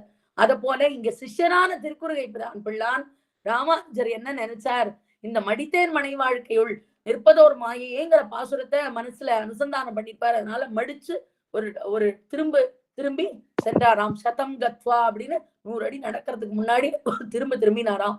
அப்படின்னு மடித்தேன் மனை வாழ்க்கையுள் நிற்பதோர் மாயையை கொடிக்கோபுர மாடங்கள் சூழ் திருப்பேரான் அடிச்சேர்வது எனக்கு எளிதாயினவாரேங்கிற அந்த பாசுரத்தை அனுசந்தானம் பண்ணும் பொழுது இப்படி மனசுல நினைச்சுண்டு பண்ணதை திருக்குறுகை பிரான் சொன்னாராம். இந்த மாதிரி அதுல ஈடுபட்டு நந்த கோபாலனாக இருக்கார். மருமகளே அப்படின்னு சொல்றார். மருமகளை இது எப்படி பொறுத்துறது ராமானுசரோட அப்படின்னா, மருமகள் அப்படின்னா ஆள வந்தாருக்கு மருமகள், அதாவது ஞான சந்ததியில மகன் போன்றவர். ஏன்னா தந்தை சொல்ல ஒரு மகன் தானே நிறைவேற்றுவான். அத போல யாமுனாங்குலி மோச்சகாய நமகா அப்படின்னு ஆளவந்தாருடைய 3 விரல்களும் மடங்கி இருந்ததை பார்த்து என்ன அவருடைய மனோரத்தம் அப்படிங்கறது தெரிஞ்சுட்டு அந்த 3 பிரதிஞைகளையும் தான் நிறைவேற்றுவேன்னு சொன்னாராம். உடனே அந்த விரல்கள்லாம் நிமிர்ந்துதான். ஒரு தந்தை சொல்ல நிறைவேற்றினாரோன்னா இவர், அதனால இவர் மகன் அப்படின்னு ஆளவந்தாருக்கு மருமகள். அதனால ஞான சந்ததியில மகன், அதனாலையும் இவர் மருமகளேங்கிறது பொருந்தும். மேலும் ஆம் முதல்வன் என்று அருள் புரிந்த ஞான தந்தையானவர் ஆளவந்தார். என்ன பாசுரம் பார்க்கலாமே. ஆம் முதல்வன் இவன் என்று தத்தேற்றி என் நாமுதல் வந்து புகுந்து நல்லின் கவி தூமுதல் பத்தற்கு தான் தன்னை சொன்ன என் வாய் முதல்ல பனை என்று மறப்பனோ அப்படின்னு பவிஷ்யத்துல அவதரிக்க போறவர் இவர் தான் அப்படிங்கிறத ஆம் முதல்வன் நம்மாழ்வார் காமிச்சார். அதைத்தான் இவர் கருமாணிக்கு, அதாவது வரதராஜ பெருமாள் சந்நிதியில கோட்டியில உடையவர் பயின்று இருக்கார், அதாவது ராமானுஜர் பயின்று இருக்கார். அப்போ ஆளவந்தார் அங்கேருந்து குளிர கட்டாட்சிக்கிறார் ராமானுஜரை. அதாவது சரணாகதி பண்றார். வரதன்ட எஸ்ய பிரசாத கலையா பதிர ஸ்ருணோதி பங்கு பிரதாவதி ஜமேனச்ச பக்தி முகா அந்த பிரபஷ்யதி சுதம் லபதேஜ வந்தியா தம் தேவமேவ வரதம் சரணம் கதோஸ்மின்னு அந்த வரதனை சரணடைஞ்சு இவர் சம்பிரதாயத்தை தாக்கி கொடுன்னு பிரார்த்திக்கிறார். ஆம் முதல்வனாம், முதல்வனாம் இவர் தான் அப்படின்னு சொல்றார். பவிஷ்யத்துல இருக்க போற ஆச்சாரியர்னு ஆழ்வார் சொன்னாரே, அவர் இவர் தான் அப்படின்னாராம். அதனால அந்த ஞான தந்தை போன்றவர் ஆள வந்தார். அதனால பெற்றோர் சொல்லை நிறைவேற்றுவது மகன் கடமைங்கிறதுனால அந்த அந்த அவருடைய மனோரதத்தை நிறைவேற்றினதுனால மகன். பெண்பாலா ஏன் சொல்லியிருக்காரு மருமகள் அப்படின்னு? அதனால அது அடக்கத்தை குறிக்கிறதுனால பெண்பாள். ஏன்னா மருமகள்னா மணமகள்னு ஒரு அர்த்தம், அதாவது மகிழ்ந்து கொண்டவள் அப்படின்னு அர்த்தம். பெரிய மனம்பி மூலமாக ஸ்ரீரங்க ஸ்ரீய வளர்க்க ஆளவந்தார் ஆளவந்தாருடைய ஆங்கிய அது. ஆளவந்தார் பரமபதித்த பிறகு ஆளவந்தாருடைய அந்த மனோரதத்தை பெரிய நம்பி மூலமாக ஸ்ரீரங்க ஸ்ரீயை வளர்க்கறதுக்காக வந்த மணமகள். அதனால அவள் மருமகள் அப்படின்னு சொல்ல தட்டில்ல. அடுத்து நப்பிண்ணாய் அப்படிங்கிற நப்பிண்ணை அப்படின்னா நப்பிண்ணையை எப்படி எம்பெருமான் திருக்கல்யாணம் பண்ணிட்டான் அப்படின்னா 7 எருதுகளை அடக்கி கண்ணனால் கை கொள்ளப்பட்டவள் நப்பிண்ணை. அது போல அகங்காரம், காமம், குரோதம், லோபம், மோகம், மதம், மாச்சரியம் அப்படிங்கிற 7 எதிரிகள் இருக்கே, அந்த 7 எதிரிகளே இல்லாதவர், 7 எதிரிகளை அழிச்சு கை கொள்ளப்பட்டவர் சுவாமி எதிராஜர். அதனால இது நப்பிண்ணாய் அப்படிங்கும் போது நப்பிண்ணை எப்படி கண்ணனிடம் மையல் கொண்டிருந்தாளோ அது போல இவரும் பொன்னரங்கம் என்னில் மையலே கொண்டிருந்தார். நெஞ்சில் கரை கொண்ட கஞ்சனை காய்ந்தனமிலன் நாங்கள் பஞ்சி திருவடி பின்னைதன் காதல்னு அந்த பின்னையிட்ட மையல் கொண்டிருந்தான் கண்ணன். அது போல இவரும் பொன்னரங்கம் என்னில் மையலே பெருகும் ராமானுசன்கிறது பாக்குறோம். இப்படி நப்பிண்ணையை பத்தி சொல்லும் பொழுது நப்பிண்ணாய்ங்கிறதும் இது பொருந்தும் அவருக்கு. மேலும் இந்த கந்தம் கமழும் குடலி அப்படிங்கிறது, கந்தம் கமழும் குடலி அப்படிங்கிறது அடுத்த பதம். கந்தம் கமழும் குடலின்னா காசாய சோபி கமனீய சிகானிவேஷம் அப்படின்னு சுவாமி எம்பெருமானாருக்கு அழகான சிகை உண்டு. மதாந்திர சன்னியாசிகள்லாம் சிகையை திறந்திருப்பான். ஆனா விசிட்டாத்வைத்த சன்னியாசிகள் எப்போதும் அந்த சிகானிவேஷத்தோடு தான் காட்சி அளிப்பார்கள். ஏன்னா அவர்களுக்கு முக்கியமான ஒரு அடையாளம் அந்த சிகை. அதனால காஷாய சோபி கமனீய சிகானிவேஷம் தண்டத்ரயோஜ்வலகரம் விமலோபவீதம் உத்யத் தினேஷ நிபமுல்ல சதூர்த்வ புன்றம் ரூபம் தமாஸ்து யதிராஜ திரிஷோர்மமாக்ரே அப்படின்னு அனந்தாழ்வான் சாதித்தபடி கவனிய சிகானிவேஷமும் இவருக்கு உண்டு. காரி சுடன் கடல் சூடிய முடியும் கணரச்சிகை முடியும்னு எம்பா சாதிச்ச போரே பற்பம் என திகழ் பைங்கடல் உண்டன்கிற வடிவழகு பாசுரத்துல அழகா தெரிவிக்கிறார். காரி சுதன் கடல் சூடிய முடியும் கணரச்சிகை முடியும்னு. மேலும் எத்ராஜ சப்ததியிலையும் நம் வேதாந்த தேசிகன் உபவீதீன ஊர்த்வ புன்றவந்தம் திரிஜகத் புண்ணிய பலம் திரிதண்டஹஸ்தம் சரணாகத சார்த்தமாக மீடே சிகையா சேகரினம் பதிமியதீனாம் அப்படின்னு சிகையா சேகரினம்னு அவருடைய சிகை அழகா கொண்டாடுறார். இப்படி அவருடைய கந்தம் கமழும் குழலி அப்படின்னு குடலை உடையவர் அப்படின்னு. குடல்னா தலை, அதற்கு மனம் என்ன? கந்தம் கமழும்ன்றதுதான் மனம். மனம்னா கந்தம். அந்த கந்தம் பெரியோர்களின் திருவடிகளில் தனையால் வணங்குவது, அதை உடையவர் அப்படிங்கிறதுனால கந்தம் கமழும் குழலி அப்படின்னு. எப்பதாம் போருகத்தியான வித்வஸ்தா சேஷ கல்மஷகா வஸ்துதாமுகையா தோகம் யாமுனேயம் நமாமித்தம்னு அந்த ஆளவந்தார கொண்டாடுறார். ஆளவந்தாருடைய 5 சிஷ்யர்களையும் அதுல சொல்றார் அப்படின்னு சொல்வா அந்த தனியன்ல. ஆக பெரியோர்களின் திருவடிகளில் தலையால் வணங்குறவர், அதை உடையவர் கந்தம் கமழும் குழலி. அடுத்ததாக கடை திறவாய். கடைனா கடைக்கண் என்பதோட சுருக்கம் தான் கடை திறவாய். கடைங்கிறது தேவரீர் திருவடிகளையே தஞ்சம் என்று இருக்கிற அடியோங்களை கடாட்சிக்க வேண்டும் அப்படிங்கிறது தான் அர்த்தம். கடைக்கண்கிறதோட சுருக்கம் கடை. அப்போ இந்த இடத்துல பாதுகா சகஸ்ரத்துடைய ஒரு அழகான ஸ்லோகம் இருக்கு. ரங்கநாதனுடைய ரத்னங்கள் நிறைந்த பாதுகைங்கிறது ஒரு கடையாம். ரத்னங்கள்லாம் நிறைஞ்ச பாதுகை ஒரு கடை. அதுல பக்தியை கொடுத்து வாங்கும் மோட்சங்கிறது சுலபமா. ஆக எம்பெருமானுடைய ஷட்டாரின் அருள் கிட்டும்படி என்னை செய்ய வேண்டும், எங்களை செய்ய வேண்டும் அப்படின்னு பிரார்த்திப்பதாக இதை வச்சுட்டோம்னா பாதுகா சகஸ்ரத்துல ஒரு ஸ்லோகம் உண்டு. ஆகீர்ணரத்ன நிகராம் மணிபாதுகே த்வாம் ரங்கேஸ்வரஸ்ய லலிதாம் விபணிம் பிரதீமஹ யத் சம்சயேன பவதி ஸ்திரபக்தி மூல்யம் கேவல்யமத்ர ஜகதாம் கிரய விக்ரயார்ஹம் அப்படின்னு பக்திங்கிற அந்த அதை கொடுத்து வாங்கும் மோட்சங்கிறது சுலபம் அப்படின்னு சொல்றார். பாதுகா சகஸ்திரத்துல சுவாமி வேதாந்த தேசிகன் சொல்றார், பெருமாள்கிட்ட பக்திய ஒரு வஸ்துவா கொடுத்து அவன்கிட்ட அந்த எம்பெருமானுடைய ஷடாரியினோட அருள் கிட்டும் அப்படின்னு சொல்றார். ஆனா இந்த கடைத்திர வாய் அப்படிங்கிறதுக்கு ரொம்ப அழகா பிரதிபாதி பயங்கரம் அண்ணா சுவாமி ஒரு விஷயம் சாதிக்கிறார். தன்னுடைய ராமானுஜன் பத்திரிகையில சாதிச்சார். அவ்வளவு ஒண்ணும் சுலபம் இல்லை எம்பெருமான்கிட்ட நாம பக்தி பண்ணி அவனை அடையிறது, அது ரொம்ப கஷ்டம்தான். எம்பெருமான் அவன் ஒரு கடை வச்சிருக்கான். அங்க சொல்றாரு இல்லையா, ரங்கநாதனுடைய ரத்னங்கள்ல இருந்த பாதுக ஒரு கடைன்னு. அந்த மாதிரி பிபிஎஸ் சுவாமி ராமானுஜன் பத்திரிகையில சாதிச்ச ஒரு விஷயம், எப்போ எம்பெருமானால்தான் சுலபம் நமக்கு. அவர்கிட்டேருந்து அவரை பத்தின்னு நாம மோட்சம் அடையிறது சுலபம். எம்பெருமானை பத்தி நாம மோட்சம் அடைய முடியாது அவ்வளவு சுலபமாங்கிறத ஒரு அழகான ஒரு சின்ன கதை மூலம் சொல்ற. எம்பெருமான் ஒரு கடை வச்சுட்டு இருக்கான், அதாவது பெருமாள். எம்பெருமானார் ஒரு கடை வச்சுட்டு இருக்கார், அதான் நம்ம ஆச்சாரியரான ராமானுஜர் இல்லையா, உபய விபூதிக்கும் உடையவர். அதனால ஜெகதாச்சாரியன் அந்த எம்பெருமானார் ஒரு கடை வச்சிருக்காரு. ஏன்னா புரியறதுக்காக சொன்னேன் முதல்ல, எம்பெருமான் கடை, எம்பெருமானார் கடை. எம்பெருமான்ங்கிறது பெருமாள், எம்பெருமானாருங்கிறது ராமானுஜர். இப்ப இந்த எம்பெருமான் கடையில மோட்சம்ங்கிற சரக்கு இருக்கான், மோட்சத்தை கொடுப்பான் பெருமாள். அதனால அவன்கிட்ட அந்த திருமால் அப்படின்னாலே, மால்னாலே இப்ப பல பல விஷயங்களும் எல்லாம் ஒரே சேர கிடைக்கிற இடம் தான் மால் அப்படின்னு சொல்றோம் இல்லையா. பெருமாளும் திருமால் அவன்கிட்டையும் எல்லாமே கிடைக்கும். அதனால எது வேணும்னாலும் தனித்தனியா இன்னொருத்தரை போய் பார்த்து பிரார்த்திக்க வேண்டாம். அதனால இவன்கிட்டயே பிரார்த்திச்சுக்கலாம். அதனால திருமால் அப்படின்றது பெருமாளுடைய பெருமாளை பத்தி சொல்லும் பொழுது, அந்த மாதிரி மால் அப்படிங்கிறோம் கடைக்கு. இப்போ நான் அந்த மால் போனேன், இந்த மால் போனேன், அந்த மால்ல எல்லாமே கிடைக்கும். அது போல இந்த எம்பெருமான் கடையில மோட்சம்ங்கிற சரக்கு இருக்கும், எல்லாமே இருக்கும். அதுல மோட்சம்ங்கிற சரக்கு முக்கியமா நம்மளை போல பிரபன்னர்களுக்கெல்லாம் வேணும், அதானே. அப்ப அந்த மோட்சம்ங்கிற சரக்கு இருக்கான். அப்ப எம்பெருமானார் கடையில இருக்கோம் அப்படின்னா எம்பெருமானார் கடையிலயும் மோட்சம்ங்கிற சரக்கு இருக்கான். இப்ப மோட்சத்துக்கு விலை வேணுமோனோ, ஏதாவது விலை விதிக்கிறோமோனோ, எம்பெருமான் கடையில என்ன விலை விதிச்சிருக்கான் அப்படிங்கிறத பார்ப்போம். எப்படி விலை விதிச்சிருக்காரு அப்படின்னா, இந்த மோட்சங்கிற சரக்கு எனக்கு வேணும் அப்படின்ட்டு எம்பெருமான் கடையில போய் நிக்கிறோம், அதாவது பெருமாளோட கடையில. அப்ப பெருமாள் சொல்றானா, அதிக விலை எழுதி போட்டிருக்கார். கைமேல் விலை, கரார் விலை அப்படின்னு 3 கண்டிஷன்.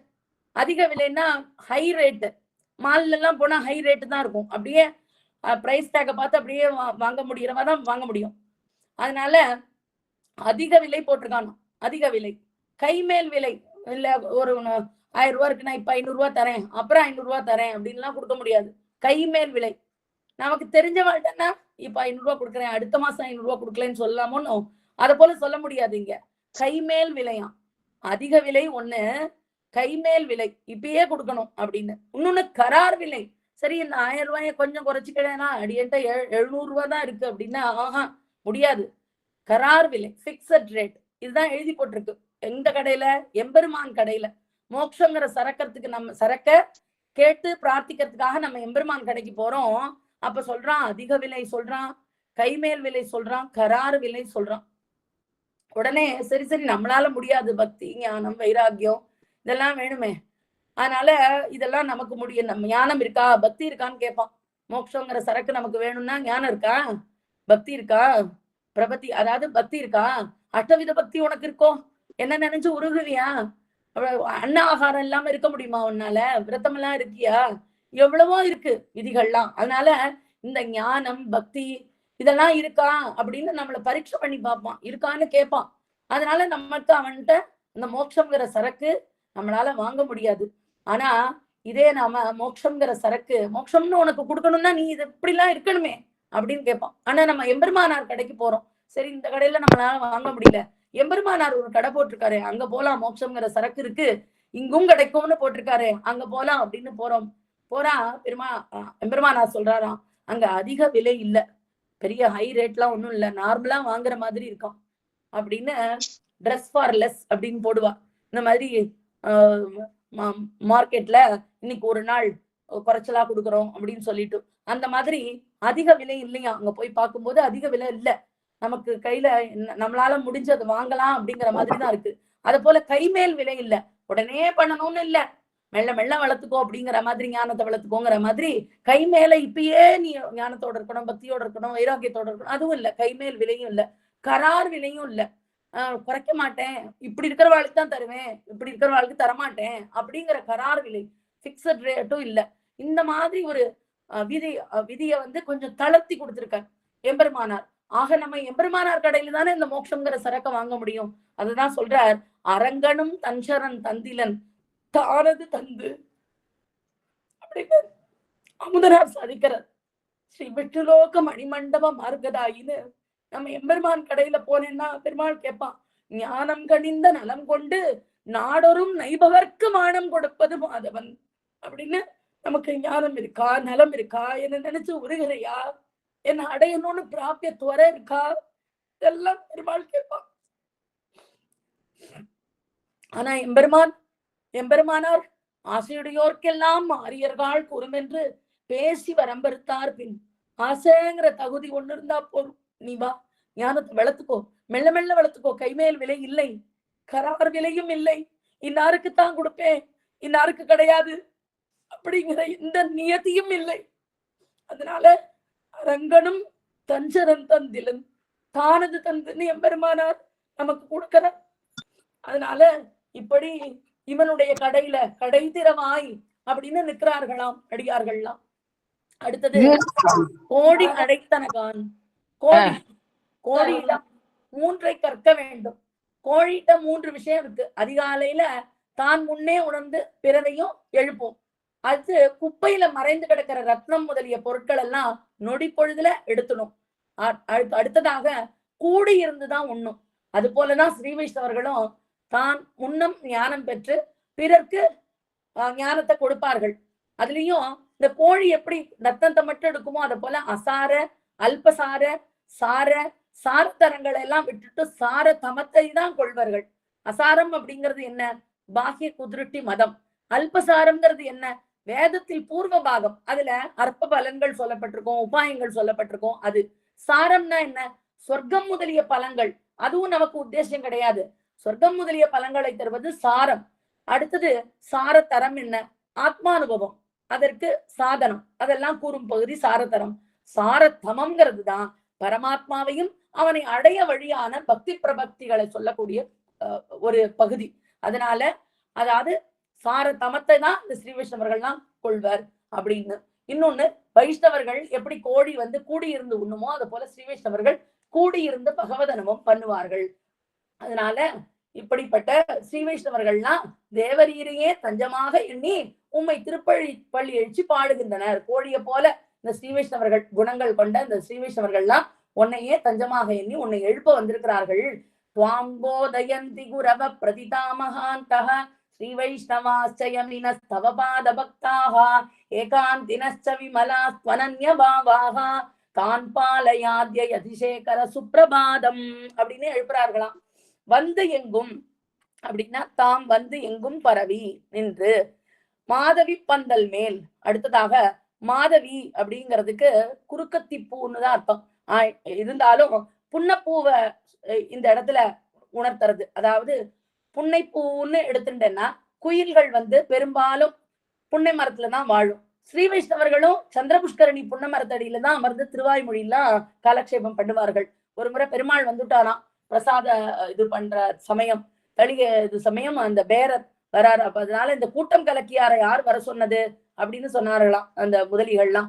அத போல சந்திரபுஷ்கரணி அதுல இருந்து பெருமாள் பலி இது பண்றதுக்காக வரதே இல்லை. அந்த அந்த சந்திரபுஷ்கரணி கரையில தான் திருவாய்மொழி எல்லாம் வியாக்கியானம் பண்ணுவார்கள். அதனால இந்த புன்னை மரத்துல குயில் வாழ்றாப்புல ஸ்ரீ வைஷ்ணவர்கள் அந்த சந்திரபுஷ்கரணி புன்னை மரத்தடியில இருப்பார்கள், திருவாய்மொழி சொல்லுவார்கள். அடுத்து குயில் வந்து இனிமையாக பாடி எல்லாரையும் மகிழ்விக்கும். அது போல ஸ்ரீ வைஷ்ணவர்களும் வாக்கு வன்மையினால ரசிகர்கள் உள்ளத்தை, அதாவது இந்த மாதிரி பிரபந்த ரசிகர்களோட உள்ளத்தை மகிழ்விப்பார்கள், பக்தர்களுடைய உள்ளத்தை. அதே போல குயில் வந்து காக்கைகாலதான் வளர்க்கப்படும். ஏன்னா குயில் வந்து தான் வந்து குஞ்சு பொறிக்காது, காக்கையுடைய அந்த கூட்டுல போய் போட்டுட்டு போயிடும் தன்னுடைய முட்டைகளை. அதனால குயில் காக்கைகளால் வளர்க்கப்படும். அது போல ஸ்ரீ வைஷ்ணவர்கள் ஆச்சாரியர்களால் ஞான பாலூட்டி வளர்க்கப்படுவார்கள். அது போல குயில் பஞ்சமஸ்வரத்துல கூவும். ஸ்ரீ வைஷ்ணவர்களும் பஞ்சமோபாயமான ஆச்சாரிய பிரமாணத்தை தான் பேசுவார்கள். அதனால ஆச்சாரிய அபிமானமே உத்தாரகம் என்னும். அதாவது தீங்கேதுமில்லா தேசிகன் தன் சிந்தைக்கு பாங்காக நேரே பறிவுடையோர் ஓங்கார தேரின் மேலேறி செழுங்கதிரினோடு போய் சேருவரே அந்தாமும் தான்னு சப்தகாதையில விளாஞ்சோல பிள்ளை சாதிக்கிறார். அம்பன் அரங்கற்கும் ஆவிக்கும் அந்தரங்க சம்பந்தம் காட்டி தடை காட்டி உம்பர் திவமென்னும் வாழ்வுக்கு சேர்ந்த நெறிகாட்டும் அவனன்னோ ஆச்சாரியன் அப்படின்னு ஆச்சாரியனை பத்தி சொல்லும் போது ஆச்சாரிய அபிமானமே உத்தாரகம் அப்படிங்கிறத இந்த சப்தகாதையில தெரிவிச்சிருக்கார். அப்படி பஞ்சமோபாயமான ஆச்சாரிய பிரமாணத்தை தான் அவர்கள் பேசுவார்கள். அடுத்து மாதவி பந்தல் மேல். மாதவி பந்தல் அப்படின்னா பூமியில இந்த பூலோகத்துல இருக்கிற பந்தல் போல அமைந்துள்ள திவ்ய தேசங்கள்ல நின்றும் வந்து ராமானுஜரே என்ன பண்றாரு, ஆசேது ஹிமாச்சலம் போயிருக்கார். எல்லா இடங்கள்லயும் சீர்திருத்தம் பண்ணிருக்காரு. அமுதுபடி சாத்துபடி எல்லாம். அதே போல மேலக்கோட்டையில உற்சவர் மூலவர் எல்லாரையும் கொணர்ந்து வந்து திரும்ப உற்சவாதிகள்லாம் நடத்தி 14 வருஷங்கள் அங்க இருந்தார்.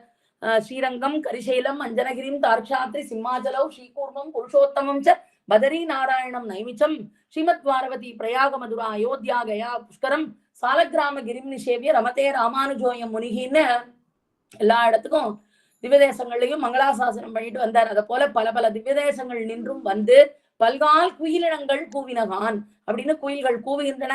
இந்த ஸ்ரீ வைஷ்ணவர்கள் எல்லாம் ராமானுஜர் மங்களாசாசனம் பண்ண அந்த திவ்யதேசங்கள்லாம் சென்று வந்து உண்மை வந்து பல்லாண்டு பாடுகிறார்கள். காண வேணும் பந்தார் விரலி அப்படின்னு சேத்தனா சேத்தனங்கள் தான் பந்து. அது எம்பெருமானுக்கும் பிராட்டிக்கும் லீலோபகரணமா இருக்கு. அந்த சமஸ்த சேத்தனா சேத்தனங்களையும் தனக்கு சுவாதீனமாக உடையவர் தான் இந்த உடையவர், சுவாமி உடையவர். நமக்கு தெரியுமே, உபய விபூதிக்கும் உடையவர்ங்கிற அந்த பெருமையை அப்படியே சாவி கொத்த நம்பெருமாள் என்ன பண்றார், ராமானுஜருக்கு கொடுத்து உடையவர்ங்கிற பெயரும் கொடுக்கிறார். விபூதி துவய நாயகர். அதனால இந்த அந்த பந்தார் விரலிங்கிறது இந்த இந்த பூலோகம் என்ன, நித்திய விபூதி என்ன. ஏன்னா விஷ்ணுலோக மணிமண்டபம் மார்க்கதாயி அவர் பார்த்து யாருக்கு மோட்சம் கொடுக்குறேன் அப்படின்னு சொல்றாரோ அவருக்கு எம்பெருமான் இட்ட விளக்கா கொடுத்துதான் ஆகணும். அதனால சமஸ்த சேத்தனா சேத்தனங்களை தனக்கு சுவாதீனமாக உடையவர்ங்கிறதுனால இவர் பந்தார் விரலி அப்படின்னு சொல்லலாம். அடுத்து உன் மைத்துணன் பேர்பாட உனக்கு வகுத்த சேஷியான எம்பெருமானுடைய குணப்பிரவாகமான திருநாமங்களை பாட. செந்தாமரை கையால். அடுத்த சொல் செந்தாமரை கையால். கை அப்படிங்கிறது நம்ம போல்வாருக்கு இருக்கிறது தான் கை. தாமரை கை அப்படிங்கிறது அடுத்ததாக மறைக்கை அப்படிங்கிறது சஞ்சலமான கையாம். எம்பெருமானுடைய கை எப்படிப்பட்டதுன்னா சுவாதந்திரியத்தால் சஞ்சலமான ஈஸ்வரன் கை, அதான் மறைக்கை. கைங்கிறது நம் போல்வாருடையது, மறைக்கைங்கிறது ஈஸ்வரனுடைய கை, சுவாதந்திரியத்தால் சஞ்சலமான கை. பெருமாள் சொல்றான் மாசுச்சகா கவலைப்படாதே அப்படின்னு சொல்றான். ஆனாலும் நமக்கு நம்மளுடைய நம்ம இருக்கிற இருப்பு, நாம எப்படி நடந்துட்டு இருக்கோம், இங்க பிரபத்தி பண்ணிருக்கோம், பிரபன்னனா இருக்கோம், பிரபன்னன்னா இருக்க வேண்டிய இருப்பு நமக்கு இருக்கோம்னா இல்ல. அதனால ஒரு பயம் வருது நமக்கு. அதனால மறைக்கைங்கிறது எம்பெருமானுடைய ஈஸ்வரனுடைய கை. அடுத்து பயம் இருக்கா, அந்த பயத்துக்கு அஞ்ச வேண்டாம், உன் பாபத்துக்கு அஞ்ச வேண்டாம் என்கிற கைதான் எம்பெருமானுடைய கை. ஆனாலும் நமக்கு ஒரு பயம் இருக்கு. அப்போ தாமரை கையா இருக்கான் பிராட்டியோடைய போக்கியமான கை. அவன் என்ன சொல்றா, ஈஸ்வரனை கைய கண்டு நீ அஞ்ச வேண்டா அப்படிங்கிறா. ஈஸ்வரன் இப்படி மாசுஜகான்னு வச்சுட்டு இருக்கான், ஆனாலும் அவனை பார்த்து நீ அஞ்ச வேண்டாம் அப்படின்னு சொல்ற தாமரை கையா பிராட்டியோடைய கை இருக்கான். பவேயம் சரணம் ஹிவகா அப்படின்னு இந்த இடத்துல ஈஸ்வர சுவாதந்திரியத்துக்கு அஞ்ச வேண்டாம்னு சொல்ற கை தாமரை கையா தாயாரோடது. கை நம் போல்வாருடையது, மறைக்கை சுவாதந்திரியத்தால இருக்கப்பட்ட சஞ்சலமான ஈஸ்வரன் கை, தாமரை கை பிராட்டியினோட கை. இந்த தாமரை கை சொல்றோம் பவேயம் சரணம் ஈவகான்ற இந்த இடத்துல திரிஜட சீத்தையும் திரிஜடையும் பேசிக்கிறா. திரிஜட சொல்றாளாம், அவள் வார்த்தை என்னன்னா, நான் வந்து கனவு கண்டேன், ராமன் இங்க வரான், ராவணனை அழிக்கிறான், இந்த இலங்கையெல்லாம் அப்படியே சிதிலம் அடைஞ்சு எல்லாம் ஒரு அவத்தியத்தை உண்டாக்குகிறான் அப்படிங்கிற மாதிரி நான் கனவு கண்டேன், எனக்கு பயமா இருக்கு அப்படின்னாலாம். அப்ப சீத்தை சொன்னாலாம், இலங்கைக்கு ஒரு அவத்தியமும் விளையாது, ராமன் அப்படி பண்ணுவானால் அவன் கிட்ட நான் பேசி ஒரு அவத்தியமும் விளையாமல் பண்ணுவேன் அப்படின்னு சொன்னாலாம். அதனால ஈஸ்வர சுவாதந்திரியத்துக்கு அஞ்ச வேண்டாம் அப்படின்னு சொல்ற கை தாமரை கையான தாயாருடைய கை. ஆனா செந்தாமரை கையாம் ஆச்சாரியனுடைய கை. அதுதான் எம்பெருமானாருடைய ஞானமுத்ராகரம்னு அவருடைய கை. உபனிஷத்துல புதைந்து கிடக்கிற அர்த்தங்களை எடுப்பது போன்றதும் அற்ப புத்திகளான நம்முடைய சித்தத்தில் தானே பதிய வைப்பதற்காக எம்பெருமானார் கையில் அமைந்தது இந்த கையாம். மலர்ந்த தாமரை போல் உள்ளதான அந்த ஞான முத்திரைய சேவித்து நாமை சத்தை பெறுவோம் அப்படின்னு சுவாமி தேசிகன் இவருடைய செந்தாமரை கையை பத்தி சொல்றார் எதிராஜ சப்ததியில. உத்கிருஹ்ணதீம் உபனிஷத்சு நிகூடமர்த்தம் சித்தே நிவேஷயிதும் அல்பதியாம் ஸ்வயம் நஹ பஷ்யேம லக்ஷ்மண முனேர் பிரதிபன்ன ஹஸ்தாம் உன்னித்ர பத்ம சுபகாம் உபதேச முத்ராம் அப்படின்னு இவருடைய உபதேச முத்திரையானாலதான் நமக்கு பயமெல்லாம் போறதாம். பெருமாள் நம்மள கடை சேர்ப்பான் அப்படிங்கிறது. தென்னரங்கர் தமக்காவோ, தேவியர்களுக்காமோ, சேனையர்கோன் முதலான சூரியர்களுக்காமோ, மன்னியசீர் மாறன் அருள்மாறி தமக்காமோ, மற்றுமுள்ள தேசிகர்கள் தங்களுக்குமாமோ, என்னுடைய பிழை பொறுக்க யாவருக்கு முடியும். எதிராசா உன் அருளால் எனக்கு ருச்சி தன்னையும் உண்டாக்கி ஒளி விசும்பில் அடியேனை ஒருப்படுத்தி விரைந்தேன்னு மாமனிகள் பிரார்த்திக்கிறார். அத போல பிராட்டியையும் பெருமாளையும் பற்று அப்படின்னு உபதேசம் சொல்ற முத்திரை கையா செந்தாமரை கையா எம்பெருமானாருடைய கை, ராமானுஜருடைய கை. அதனால அந்த கைய நாம சேவித்து உத்தேசம், அதாவது நமக்கு சத்தை பெறுவோம் அப்படின்னு சாதிக்கிறார் சுவாமி தேசிகன் எதிராஜ சப்ததியில. அடுத்து வளை. வளைய வளை, ஆர்வளை, சீரார் வளைன்னு பிரித்து பார்க்கலாம். வளை அப்படின்னா எப்படி இருக்கும்னா இரண்டாக இருக்கும். அது போல மந்திரமும் மந்திர சேஷமுமாய் இருக்கும் திருமந்திர ஞானம். அது போல ஆர்வளை அப்படின்னா பிராட்டி பொருந்தியுள்ள அந்த துவய ஞானம். துவயத்துல பிராட்டி சம்பந்தம் உண்டு, அது ஆர்வளை. அடுத்து சீரார்வளை அப்படின்னா எம்பெருமான் தானே சோதிவாய் திறந்து அருளிய அந்த சிறப்புமிக்க சரம ஸ்லோக ஞானம், அது சீரார்வளை. இல்லைன்னா இன்னொரு விதமாவும் பார்க்கலாம். வளை, ஆர்வளை, சீரார்வளை. அத பங்குனி உத்தர சேர்த்தியில பிராட்டிய புருஷகாரமாக எம்பெருமான சரணடைந்தார் சுவாமி ராமானுஜர். அந்த சரணாகதி கத்திய ஞானம் அது வளை. அடுத்து ஆர்வளை, அழகிய மணவாழ்கிட்ட பிரார்த்தனா ரூபமான ஸ்ரீரங்க கத்திய ஞானம், அது ஆர்வளை. அடுத்து சீரார்வளைனா பரம பிராபியம் கூறும் ஸ்ரீ வைகுண்ட கத்திய ஞானம், அது சீரார்வளை. இதெல்லாம் ஒளிப்ப அப்படின்னு தலை பற்றி வாய்க்கொள்ளும்படி வந்து திறவாய் உபதேசம் செய்து தேவரீரே எழுந்தருளி எங்கள் அறியாமை திரையை கிழித்து அருள வேணும் அப்படின்னு பிரார்த்திக்கிறார். ராமானுஜ அடியார்களுக்கு என்ன சிறப்பா அப்படின்னா எம்பெருமான பற்றினவர்களை காட்டிலும் சிறப்பு உண்டு ராமானுஜரை பற்றினவர்களுக்கு அப்படிங்கிறத சுவாமி சாதிக்கிறார். அதாவது எதிராஜ சப்ததியில ஒரு ஸ்லோகத்தால காட்டுறார். மேலும் ஸ்ரீ மாதவாங்கிரி ஜலஜத்வய நித்திய சேவா பிரேமா விலாசய பராங்குஷ பாதபக்தம் காமாதி தோஷகரம் ஆத்ம பதாஸ்ரிதானாம் ராமானுஜம் யதிபதிம் பிரணமாமி மூர்த்னா அப்படின்னு எதிராஜ விம்சத்திலேயே மணவாள மாமுனிகள் சொல்றார். ராமானுஜ அடியார்கள் காமக்ரோதம் இதுக்கெல்லாம் அப்பாற்பட்டவர்களாம். ராமானுஜரை பற்றினவர்கள் எப்படி இருப்பார்கள்ங்கிறதுல சப்தத்திலையும் காமிக்கிறார். அதாவது வகதி மகிழா மாத்யோ வேதாஸ்திரயி முகரை முகைஹி வரதனு தயா வாமோபாக சிவஸ்ய விவர்த்ததே ததபி பரமம் தத்துவம் கோபி ஜனஸ்ய வசம்பதம் மதன கதனை ந கிளிஷ்யந்தே யதீஸ்வர சம்ஸ்ரயாக அப்படின்னு ராமானுஜருடைய ஸ்ரீசுக்திகளை நன்ன அனுபவிச்சு சிற்றின்பத்தெல்லாம் ஊதறி தள்ளுறார்களாம். ராமானுஜ அடியார்கள் காமத்துக்கு வசப்படவே மாட்டார்களாம். இந்த ஸ்லோகத்தால என்ன சொல்றாருன்னா பகதி மகிழா மாத்யோ வேதாஸ்திரயி முகரை முகைஹி அப்படின்னு பிரம்மா தன்னுடைய மனைவிய நாக்குல வச்சுட்டு இருக்காராம் சரஸ்வதிய. வரதனு தயா வாமோபாக சிவசிய விவர்த்ததே அப்படின்னு சிவன் என்ன பண்றார், இடதுபுறம் ஒரு பாதி அங்கத்தை உமைக்கு கொடுத்துட்டாராம். அதனால ரஜோதமோ குணம் உள்ளவர்களா இருக்கலாம். ததபி பரமம் தத்துவம்னு சொல்றோமே, பரம தத்துவமான எம்பெருமான் அவன் கிருஷ்ண பரமாத்மா சத்துவகுணமே நிறைஞ்சவனும். ஆனா அவன் எப்படி இருக்கான்னா ததவி பரமம் தத்துவம் கோபி ஜனசிய வசம்பதம்னு பரம தத்துவமாகிற கண்ணன் கோபிகளோட கொய்சலத்துல இருக்கானா முந்தானையில. ஆனா இப்படி எல்லாரும் இந்த தேவர்களே இப்படி இருக்கார்களே மதன கதனைர்ன கிருஷ்யந்தே யதீஸ்வர சம்சரையாக.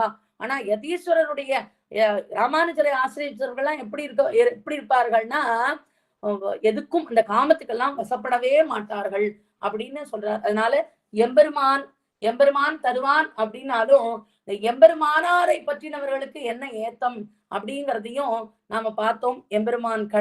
எம்பெருமானார் கடை அதுல மோட்சம் என்னும் சரக்கு எப்படி இருக்கும்னு. அதனால திருப்பாவையில் எம்பெருமானார் அப்படிங்கிற ஒரு விஷயத்தையும் இது பண்ணிட்டு நாம பெருமாளை பற்றுவதை காட்டிலும் அவன் அடியாரான அந்த எம்பெருமானார் அடியார்னு இருந்தேன்னா ராமானுஜ சம்பந்தி அடியேன் ராமானுஜ தாசன் அப்படின்னு தானே சொல்லிக்கிறோம். இப்ப அந்த அடியாரை பற்றி அடியார்களுடைய பெருமையை பற்றியும் சுவாமி தேசிகன் இந்த ஸ்லோகத்துல சாதிக்கிறார். ராமானுஜ அடியார்கள் அப்படி இருக்கணும்னு. அப்படிப்பட்ட அந்த ராமானுஜருடைய பரமாக திருப்பாவையில் 18வது பாசுரத்தை உந்துமதகளித்தன் பாசுரத்தை அனுபவித்தோம். குற்றம் குறைகளை சமிக்க பிரார்த்திச்சுக்கிறேன்.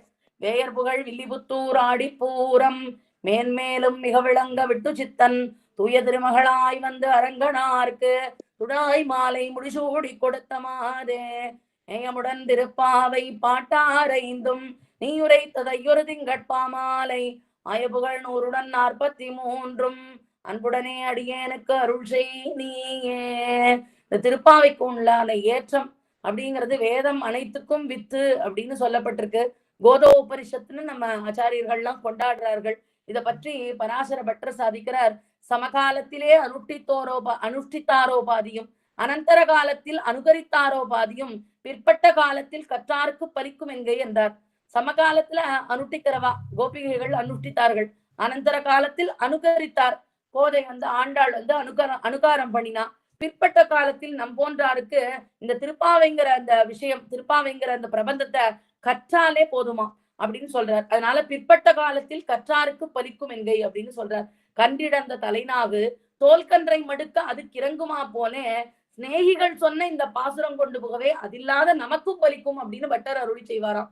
கன்றிடந்த தலைநாகுன்னு என்னன்னா, கண்ணு குட்டியே இழந்துடுத்து ஒரு பசு, உண்மையான கன்றுக்குத்தானே பால் சொரியும் அது.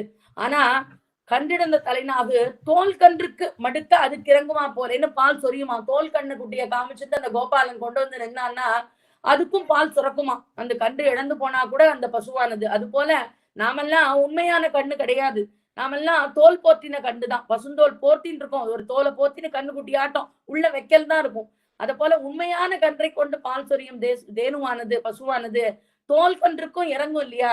அது போல நாமும் திருப்பாவங்கிற தோலை போர்த்தி கொண்டு போனா கண்ணன் பெருமான் நமக்கு அருள் புரிவான் அப்படிங்கிறத பட்டர் அழகா சாதிக்கிறார்.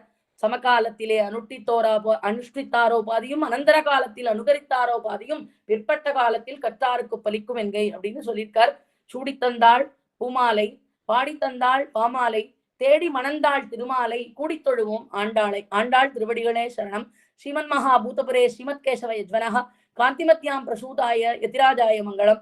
ஸ்ரீமத்யை விஷ்ணு சித்தாரிய மனோநந்தன ஹேதவே நந்தநந்தன சுந்தரியை கோதாயை நித்தமங்கலம். ஆழ்வார் எம்பெருமானார் ஜீயர் திருவடிகளே சரணம். ஆச்சாரியன் திருவடிகளே சரணம். அதாவது எந்தை ராமானுச முனி குழுவினருக்கு அடியனுடைய கிருத்தகதை கேட்டுக்கிறேன். நிறைய பொழுது எடுத்துட்டேன். அடியார்கள்லாம் பொறுமையா இருந்து கேட்ட எல்லோருக்கும் அடியனுடைய கிருத்தகதையை தெரிவிச்சுக்கிறேன். அடியன் குற்றம் குறைகளை சமிக்க பிரார்த்திச்சுக்கிறேன்.